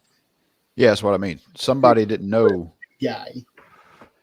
Somebody miscommunicated. They miscommunicated with one another. It looked like coming from Doug coming from the ropes was supposed to take a knee maybe to the gut the way he went down Uh, because he kind of bent over when he got to him and it was like, and then Van Hammer did a clothesline on him that looked like it was very sloppy. It was like to the side or something, and he fell awkwardly wrong with the way he would have gotten struck. It was just off, and I was yeah, like, and that's another one of those matches where I think is like, let's just go ahead and end this because this ain't working. yeah. I'm glad that they cut. They should not have had this at all. Because I think Doug kicked out at like 3.5, kind of kicked out. He No, I think he tried to kick it right at 3, but either way, the match is over. Thankfully, Van Hammer had a great look. He had a great look. Um, he's got some charisma, but his work in the ring, not so much. At least not on this match. Yeah, I think I read where he went on to do some other stuff in there, and it was a little push with him. Yeah, I remember seeing him in 92, 93. Um, he's a little bit better than what he was here. I think he had just debuted not long before this. Yeah, and it goes the fact you're only as good as the guy that's in the ring with you. If the guy in the ring ain't selling your stuff and ain't taking the bumps and all that stuff, then you know Right. Um, but at the same time, okay, you got to have skill along with it, though. yeah, but at the same time, if you're not communicating right, then the guy you're in the ring with isn't going to make you look good. Now, I'm Exactly. looking up at cagemat.net, and Van Hammer, according to this, his first match was September 5th, 1991. So it wouldn't have been a month. It was his 21st match in Halloween Havoc. That would have been his first pay per view too. Yeah, it would have been because the previous pay per view was Great American Bash back in July. Um, but yeah, he had a great look, no question about that. But the executives were the ones that were trying to push him, and they were trying to push him way too soon, um, and that hurt him greatly. Right. But yeah, this was another match that should not have been. I got that down as the worst match on the card, without a doubt. Even as bad as the one previous was. This was horrible. The next match, Flying Brian Pillman versus Richard Morton. Um, Ricky Morton of the Rock and Roll Express. yep. He Um, recently turned heel and became Richard Morton because the whole thing with the York Foundation is that you're going to use your given names, your full name. So Terry became Terrence, Ricky became Richard. There was a few more on here. Okay, York Foundation. Uh, Mike Michael Wall Street, which is IRS. Then there's Tommy Rich, who became Thomas Rich. And then Mr. Huge. Mr. Who? Huge. Mr. Huge. Yeah, I don't remember. he big black guy dressed in khakis and a white shirt, like a business shirt. Always came out in a suit, big black hat, sunglasses. This would have been time when I wasn't watching, so um, let me see if I can pull what you're Yeah, talking about. Mister.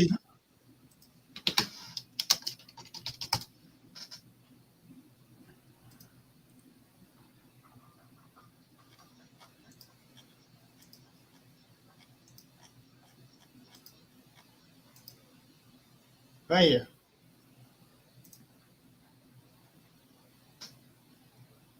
Bringing it up. That's that's what he looked like. Okay.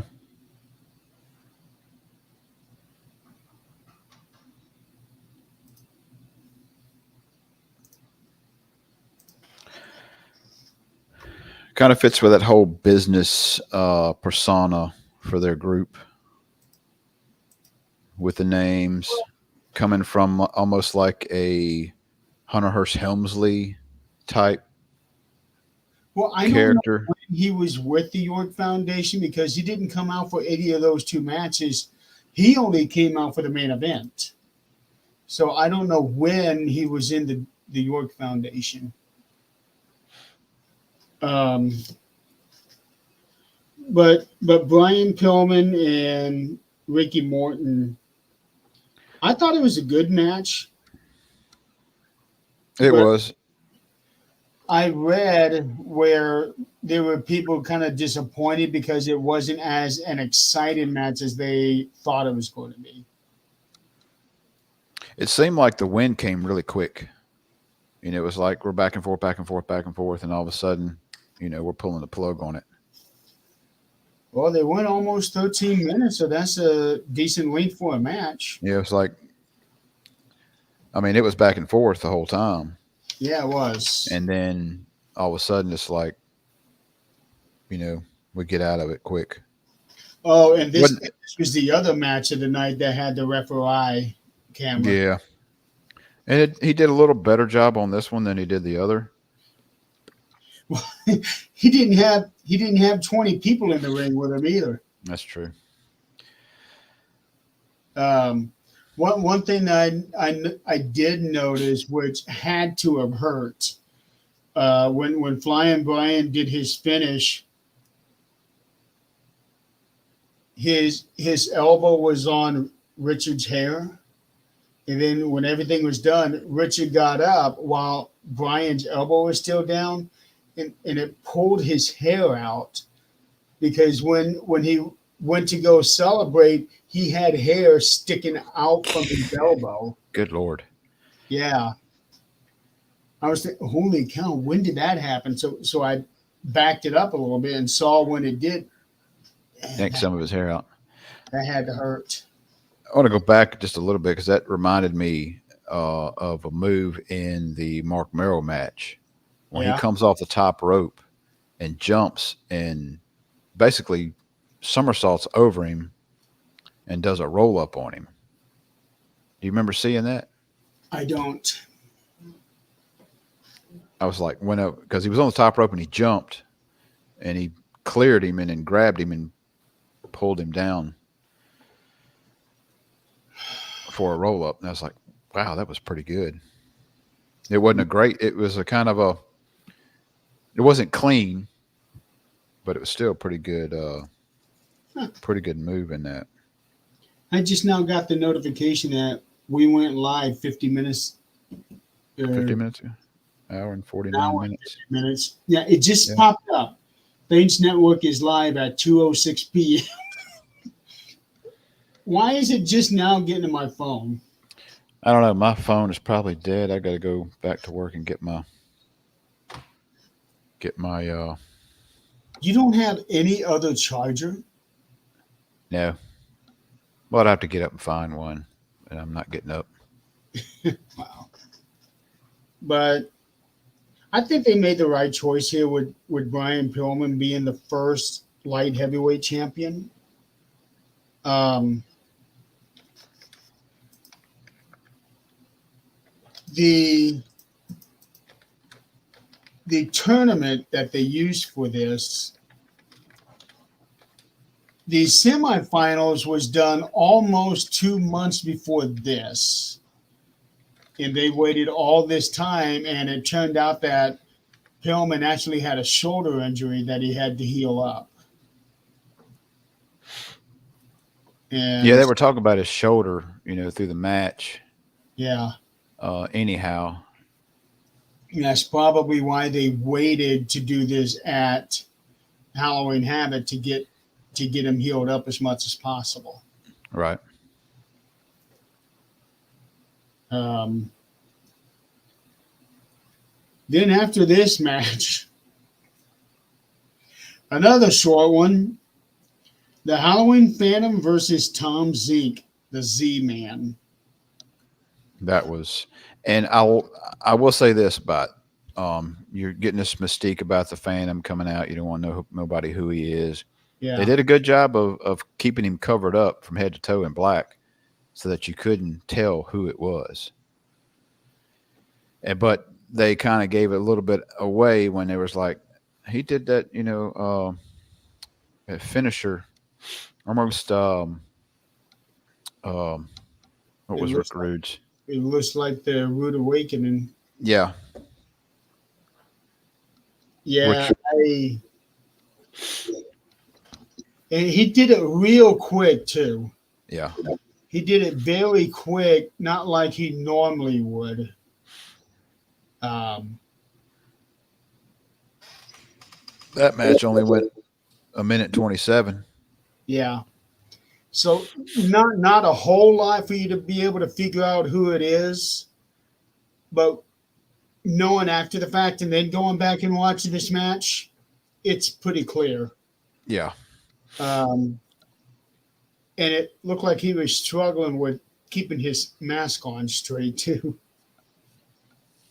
because the way that it was interfering with his mouth, mustache. and then it seemed like it was going into his mouth.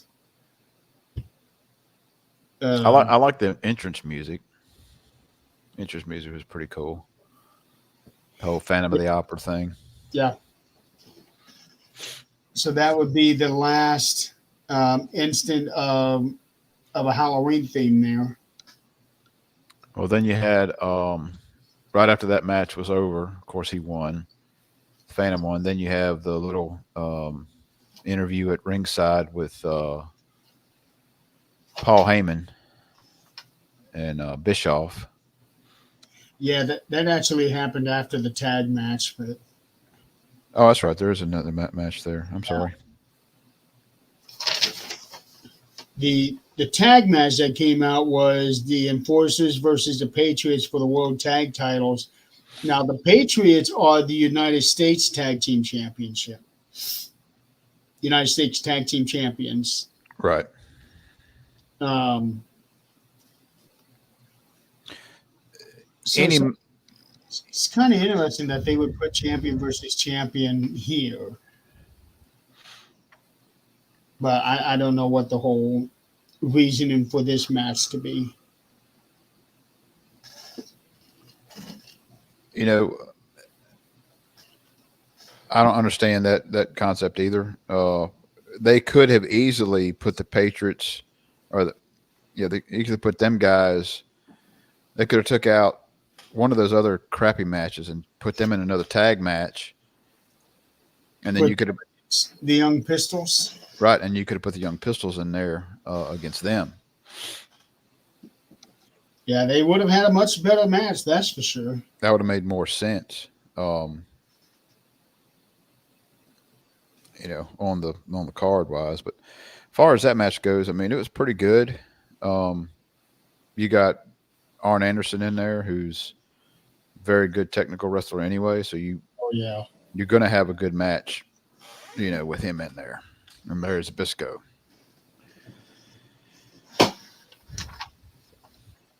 Yeah, it's kind of it was different seeing him wrestle because I am so used to him um, being mainly in the 70s and 80s. And then in the 90s, it was like he came out of retirement to wrestle again. So seeing him at this point is just kind of odd for me. This would have been before he retired. Right. Um, Firebreaker Chip seemed like he was struggling in this match. Then again, he was only, oh no, he was he's 28. Uh, he seemed like he was kind of struggling with this match. But Todd Champion, he had the look and the size of somebody who could have been a big star. Mm-hmm. Um, but wrestling wise, I did not get it from this match. Right.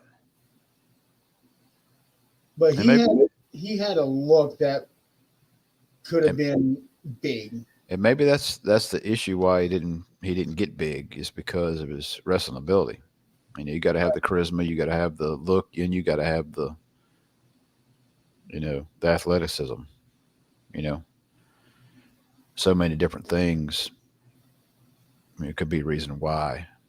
Could have been work ethic, anything. Um, It could have been any. He did have a dark match for the WWF in '93, but it didn't go anywhere beyond that. Um, but yeah, he I mean, even if you can't give good promos, you can work. They can work around that by giving you a manager to talk for you. I have no idea what his mic skills were. I've never heard him talk, so I don't know. That may be another issue. With Yeah, that persona that he's using, you need to have good promo. You're not a darker character who can fall back right. on a manager. Um, but Arn Anderson gets the win, and And the yeah, ending worked out pretty good. It seemed like it moved like it was supposed to. well, Arn and Larry I would say, are the kind of guys to keep a match going the way that it needs to be. Right. Because both of these guys were ring generals. Right. They know what they're doing in there. Yeah, And even if you got somebody that's not quite as vetted in there, those guys can rely on those two older guys. yeah. You know. And that was definitely what this match was, the younger generation taking on the older generation. Right. And it's hard to imagine Arn Anderson being considered the older generation, and he was only 33 years old in this. Really? Yeah, he was He born. looked like he's in his mid 40s. I know. He was born in 1958. I mean, not having that much hair upstairs. That does that does a lot right there. Yeah, he was born in 1958, so he's only 33 in this match. Lord. Bet he was still young. Yeah. Uh, Larry was 39 in this match. Chip was 28. Todd Champion is 31. Okay. But yeah, Arn Anderson was only 33. Well, he's been around a while. Yeah.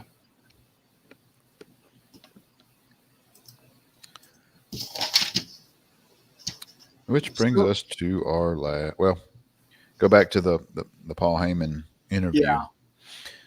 Of course, he gave a traditional Paul Heyman promo, which And he sounds exactly like what he does now.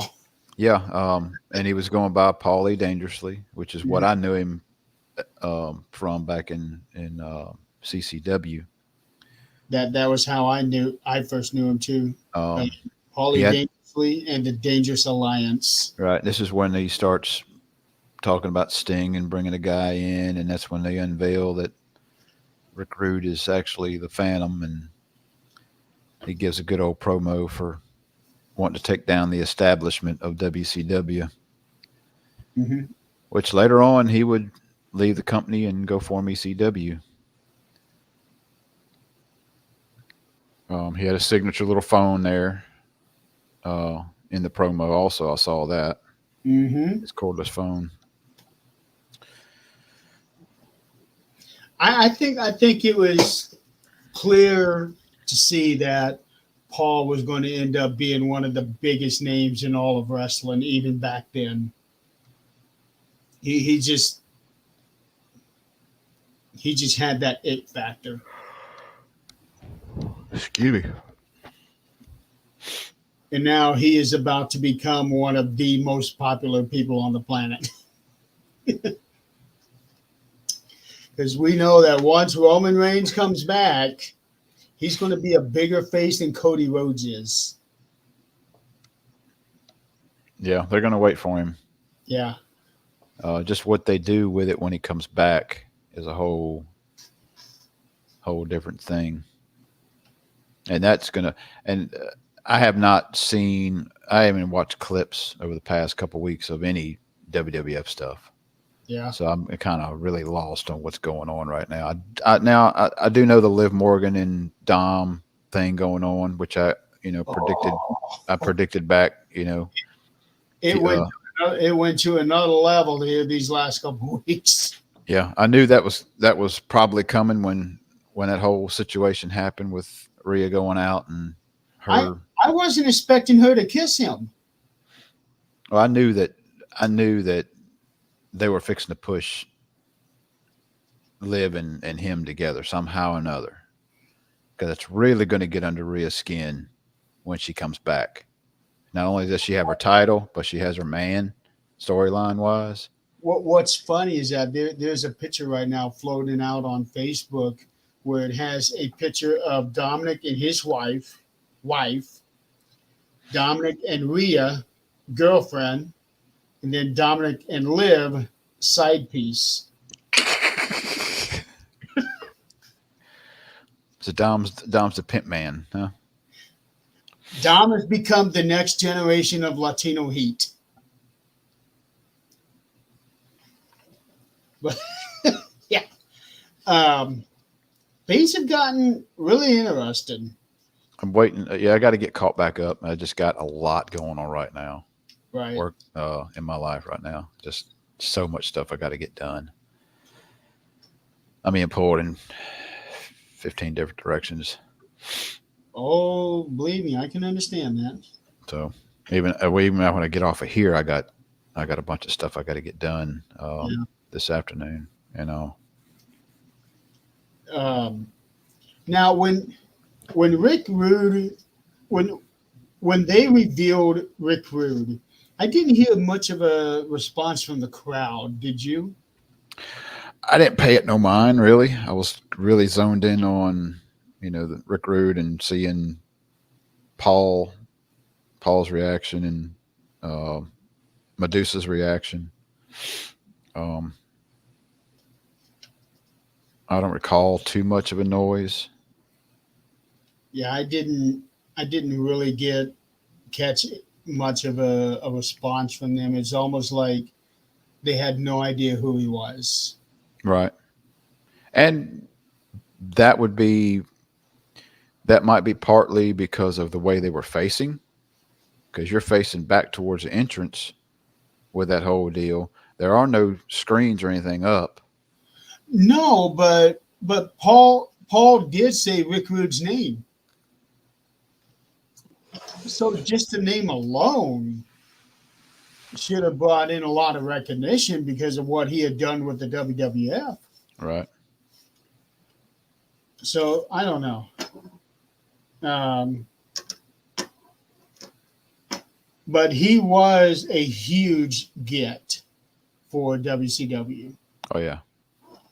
Uh, and one thing I did want to mention really quick, especially since he's being brought in to be Sting's opponent, the whole night I felt like Sting got the biggest pop Yeah. from the whole crowd. And he was there not very long. They Sting yeah. in WCW? No, in the pay-per-view.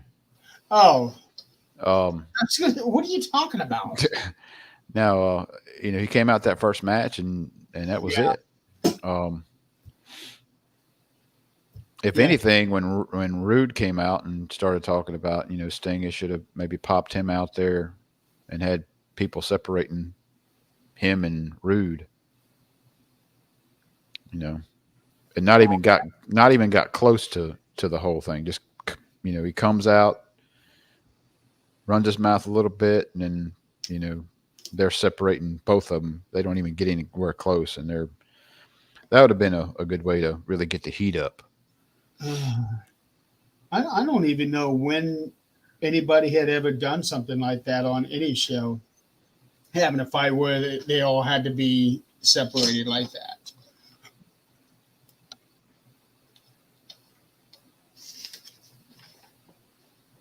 Um, The last match, Lex Luger versus Ron Simmons in a 2 out of 3 falls. and uh, this is where Mr. Hughes comes out. He and Harley Race are with Lex Luger. Dusty Rhodes is with Ron Simmons, and for whatever reason, Mr. Hughes was banned from ringside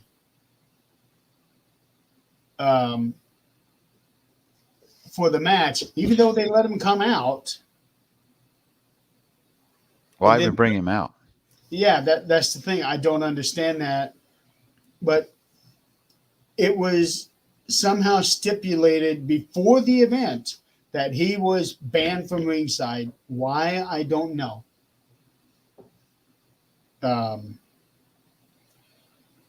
Maybe to keep it equal because you got Harley Race and Dusty Rhodes, and then there's nobody else to counterbalance Mr. Huge.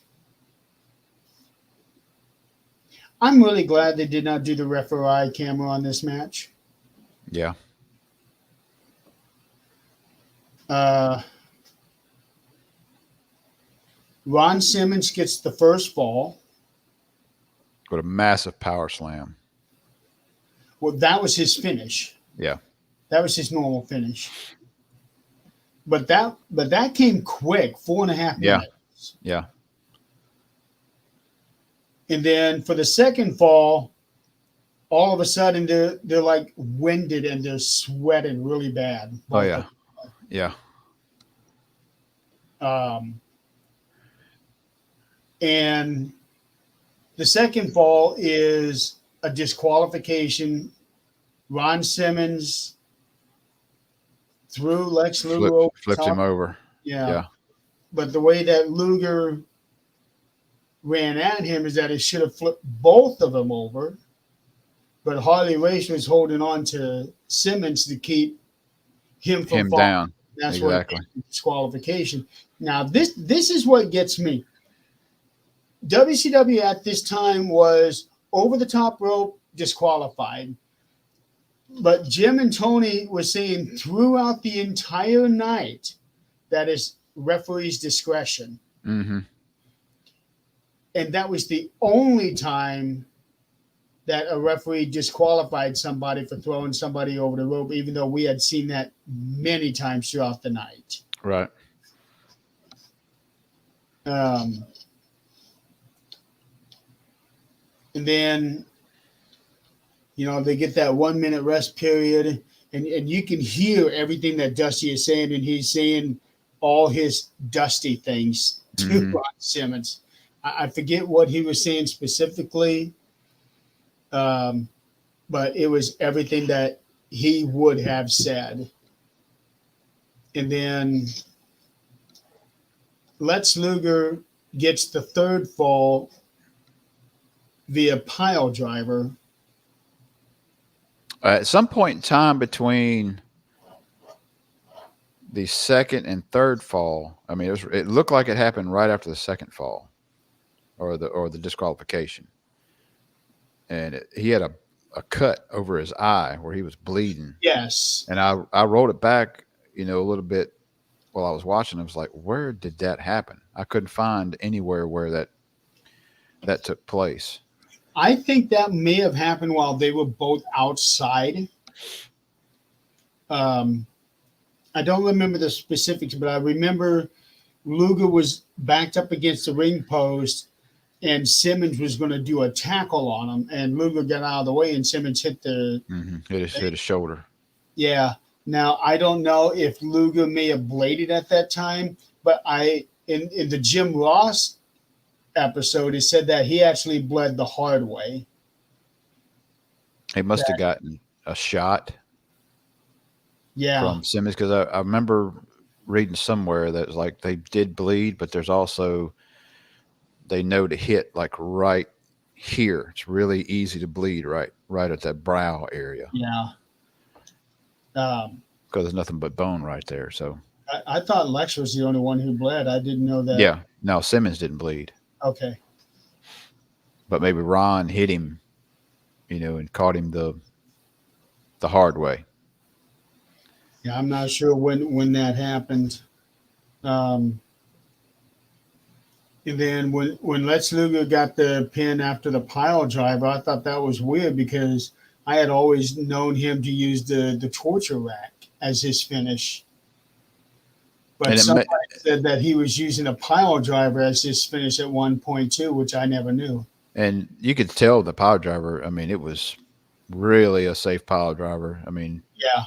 his head hit nowhere near on the canvas and all.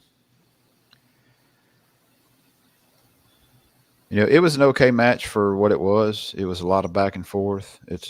You ain't going to see a whole lot of high flying and crazy stuff with those two guys in there. No, not with them. Um, You'd be seeing a lot more football related moves because they were both football players. right. And then after the match was done, Luger grabbed his title and just quickly left. Did no celebrate, no nothing. He got out of Dodge. Yeah, they both did. And one thing that I noticed that right after that match, that arena started emptying out quick. Maybe he wanted to beat traffic, which I'm sure they stayed in the back showering because they were dripping with oil, and I'm sure they were already oiled up when they got there. Oh no, I'm talking about the audience. I'm talking about them, the wrestlers and all. Oh yeah, no. I turned it off as soon as the match was over. As soon as Luger got his belt, I turned it off. Okay, Came well, right in here. shortly after the match was done, it went back to Tony and Jim. Oh, there was another thing I did not write down, but it was after the Johnny B. Bad Jimmy Garvin match. They went to Tony and Jim, and Jim was saying something about Michael Hayes being injured, and he said, as you saw, that was not the case. He's not really injured. Right. I don't know if that was sort of like pulling back the curtain a little bit. What they would do, I have no idea. Well, because on screen you saw Hayes take his hand out of the sling, hit, and then he was like, shh, put his hand back in the sleeve. And then even during the middle of the match, he's sitting there slamming his hands on the mat. And I'm like, he's not even worried about the sling anymore. And he was supposed to have had, I can't find out who he was supposed to be in the match with, but it was said that during the show that he was supposed to have a match that night. Here it is. Doug Summers replaced the injured Michael Hayes, who was originally scheduled in a match against Van Hammer. So Michael Hayes would have been Van Hammer. Michael Hayes would have been taken on Van Hammer. I can see why they changed that because they're trying to push Hammer, and you can't have Hammer beat Michael Hayes. No, but Michael Hayes certainly would have made him look a lot better. Oh hell yeah! And that may be part of the reason his match went the way it was. They threw this other guy in there, who'd spur of the moments like Yeah. call this local old guy in here to jobber for him. Either way, that match should not have. That was basically a squash match, and squash matches don't happen. Well, talent enhancement matches don't happen on pay per view. Because that's basically what this was. That should have been a dark match, or not even been put on there. You should have done it at a house show. Right. But after Luger and Simmons, the arena just started quickly emptying out. Very, very fast. Well, everybody wanted to get to that party Bobby Eaton was having with the pumpkin.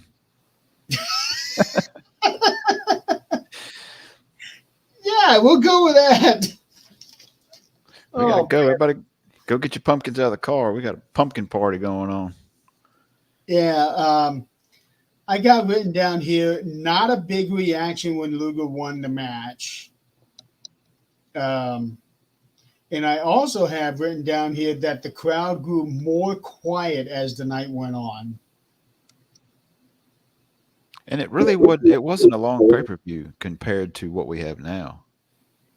Yeah, this one here was a standard pay-per-view. Less 2:30. Leading up to this point was less than 3 hours, except for no, I can't say that. The WrestleManias have been going over 3 hours, but they've been having 14 and 16 matches. Right.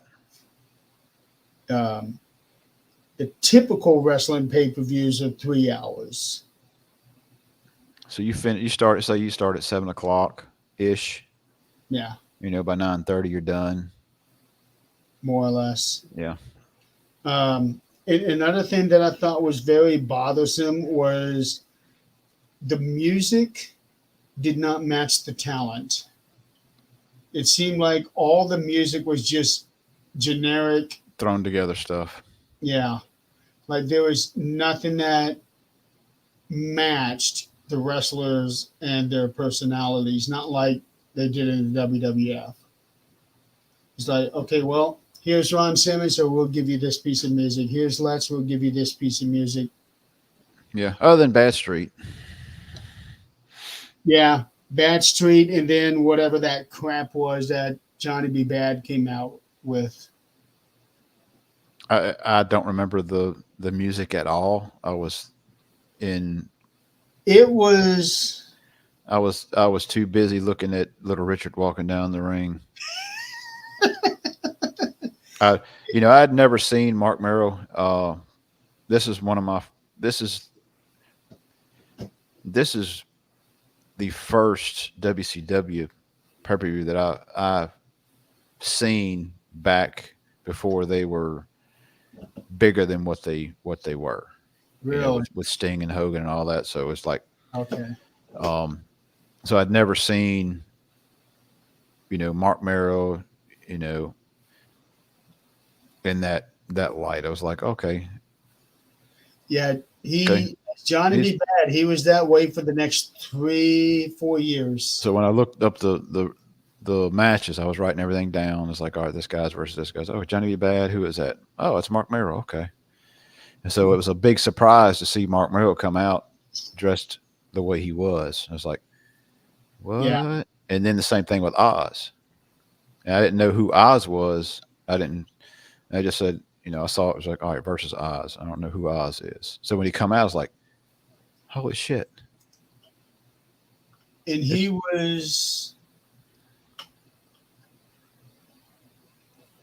31 at that time. And it's funny how, like we said at the beginning of the program, how a lot of these wrestlers went on to be in WWF or WWE, including, you know, managers of valets. 2, 3, 4, 5, 6, 7, 8, 9, 10, 11.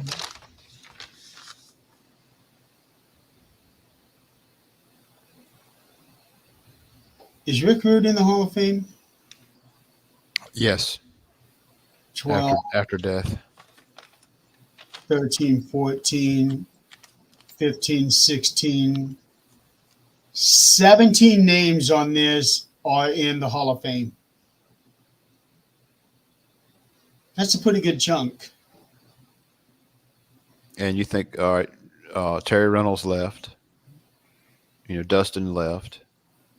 You know, they wound up getting married and divorced.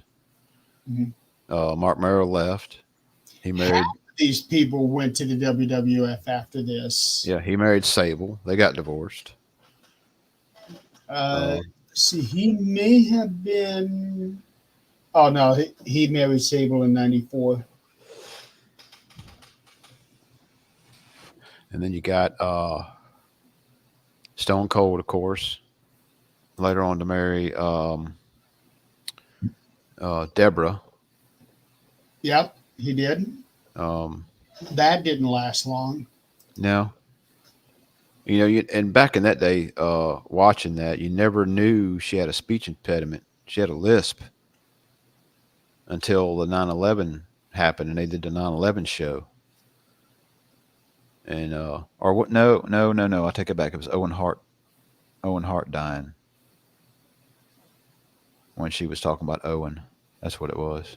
When Owen died, that next show they had interviews with wrestlers and all in between matches, and that's when I first noticed that she had a lisp when she talked. I don't remember. I need to find that Owen Hart episode and watch it.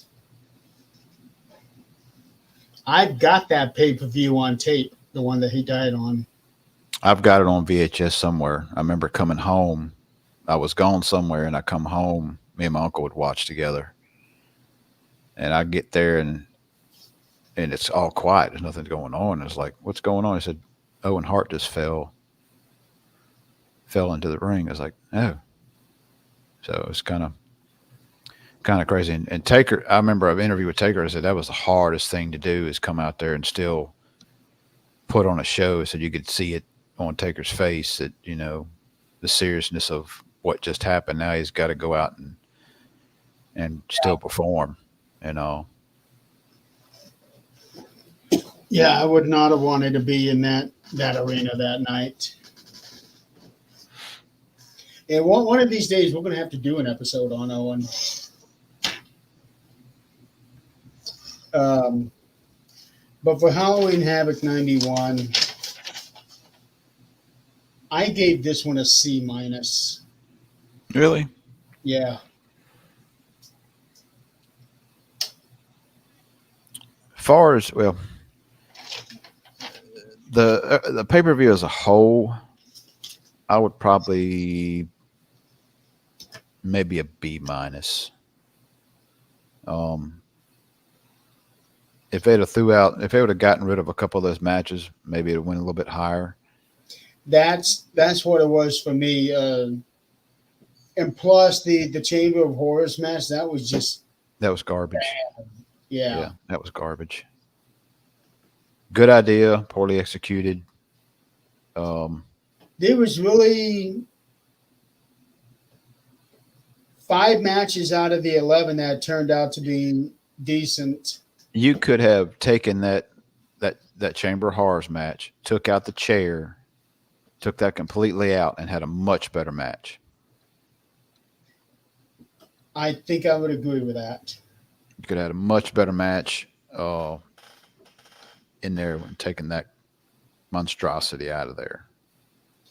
Take that out. Take the Oz match out. Take the Van Hammer match out. Um, Swap up Zabisco and Anderson. Yeah, I would have put the Patriots and the Young Pistols together. Then you would have to find an opponent for On and Larry. Um,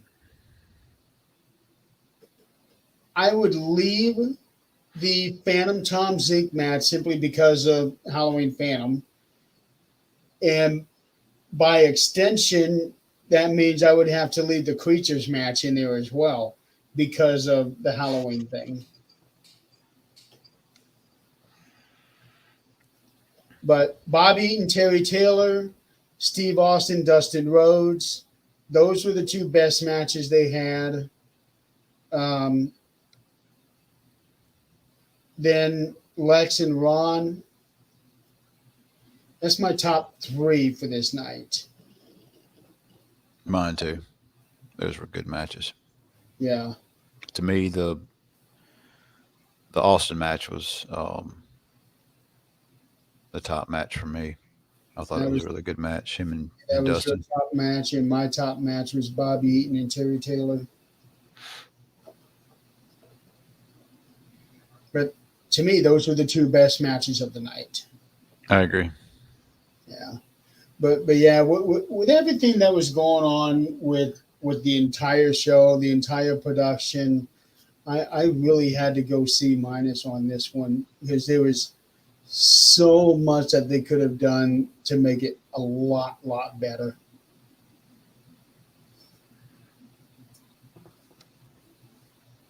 I So agree.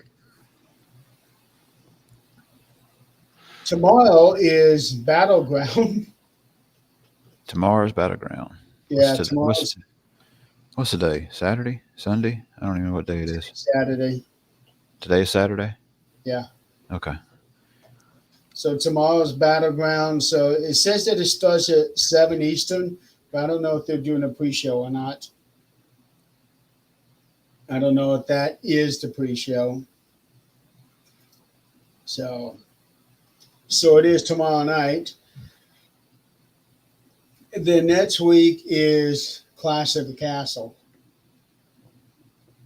I've got to get caught up. I got to get caught up this week before Clash comes out. Yeah, you do. So Not only for the Judgment Day stuff, but also for the Bloodline stuff. We're getting chance. We want Roman. really, The crowd is chanting that every time either the Bloodline comes out or just Paul comes out. We want Roman. And Paul has said it twice now, more than you ever know. I want Roman too. and what would be good if they can really push this a little bit with having his theme music come on and then have Solo come out and really get the heat on Solo. Yeah, it would. He's got this upbeat kind of music right now. Um, it's very much the opposite of what Romans is. If they did that, and oh man, they would really turn on his ass. Be hard be hard to turn on him more than they already have now. So so yeah, we got Battleground coming on tomorrow night. Uh, are you going to try to watch that? Yes, I am. There's no promises, but yes, I am Okay, 'cause I know I will be. trying to Uh, see what.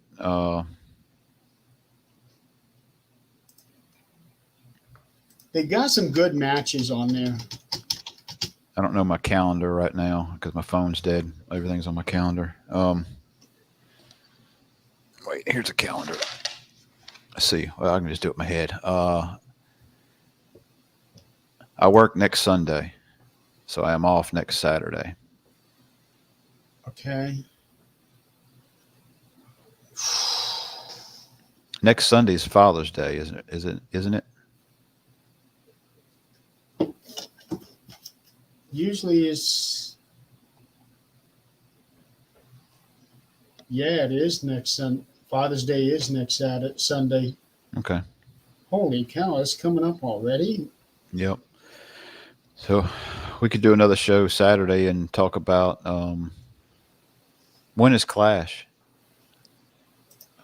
A week after Father's Day? Saturday. It's next Saturday. Yeah, and because of it being in Scotland, that It's gonna means be it's early. in the afternoon. So, um, oh boy, I'm off Wednesday. you're off Wednesday. Yeah, we could do if I can watch the show, we can do a pre-show taping Wednesday of the pay-per-view tomorrow, or we can discuss what's going on uh, before the Clash. Well, let's do the pre-tape on Wednesday for Battleground, Okay. um, and then Even if I don't watch it tomorrow, I got 2 or 3 days. I could squeeze it in somewhere. I'm sure. Take okay. notes. Well, actually, hold on, because one of the Wednesday night shows just went on vacation.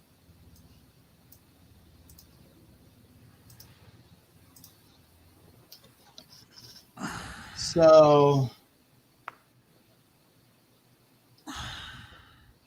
would you be up for doing a live at 7 o'clock your time Wednesday night? I should be able to do that. Okay.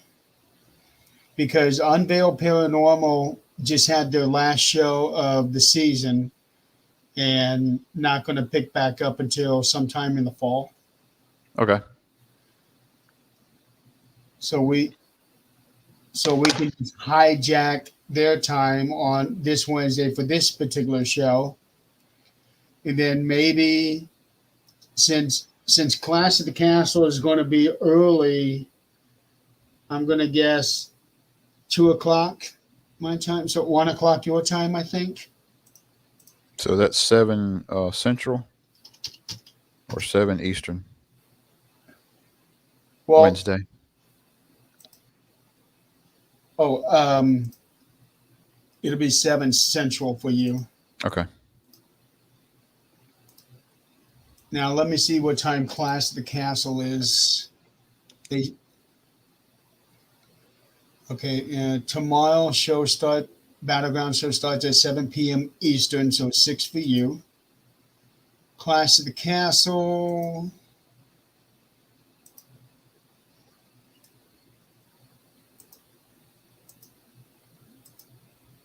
Okay, it's not giving me a time.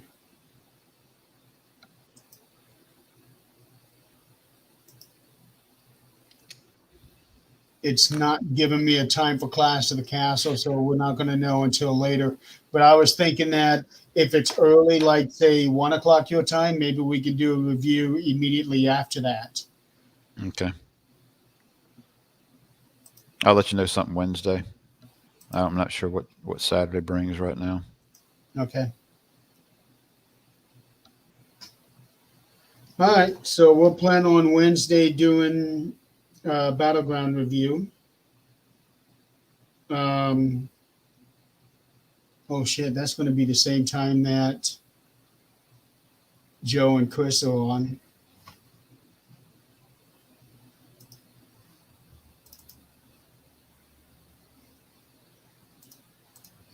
Uh, let's see here.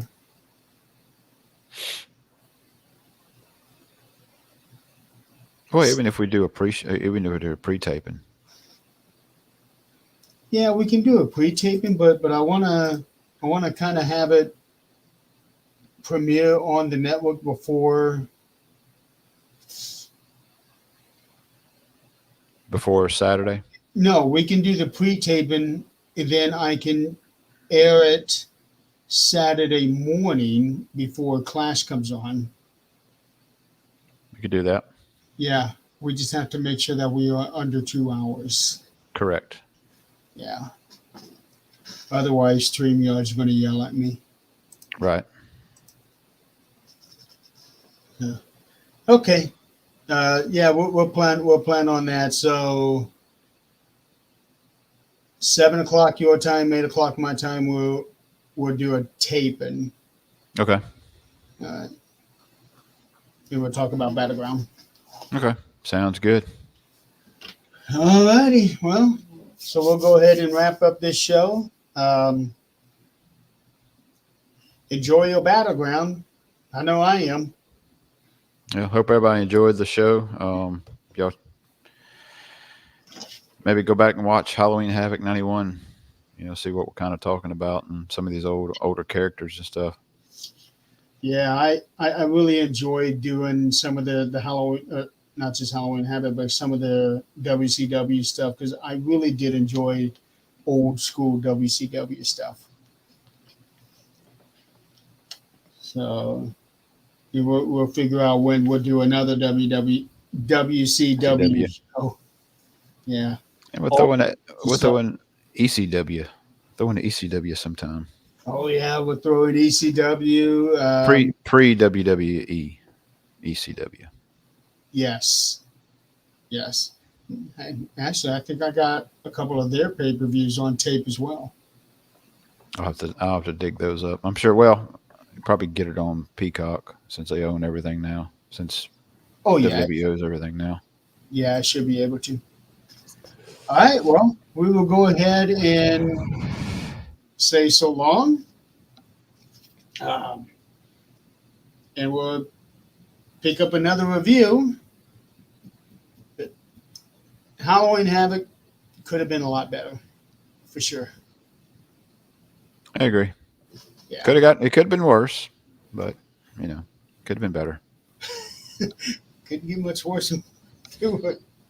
Yeah, we'll just leave it at that. All right, so everybody have a good day or night, whatever the case may be, and we will see you guys later. Take it easy.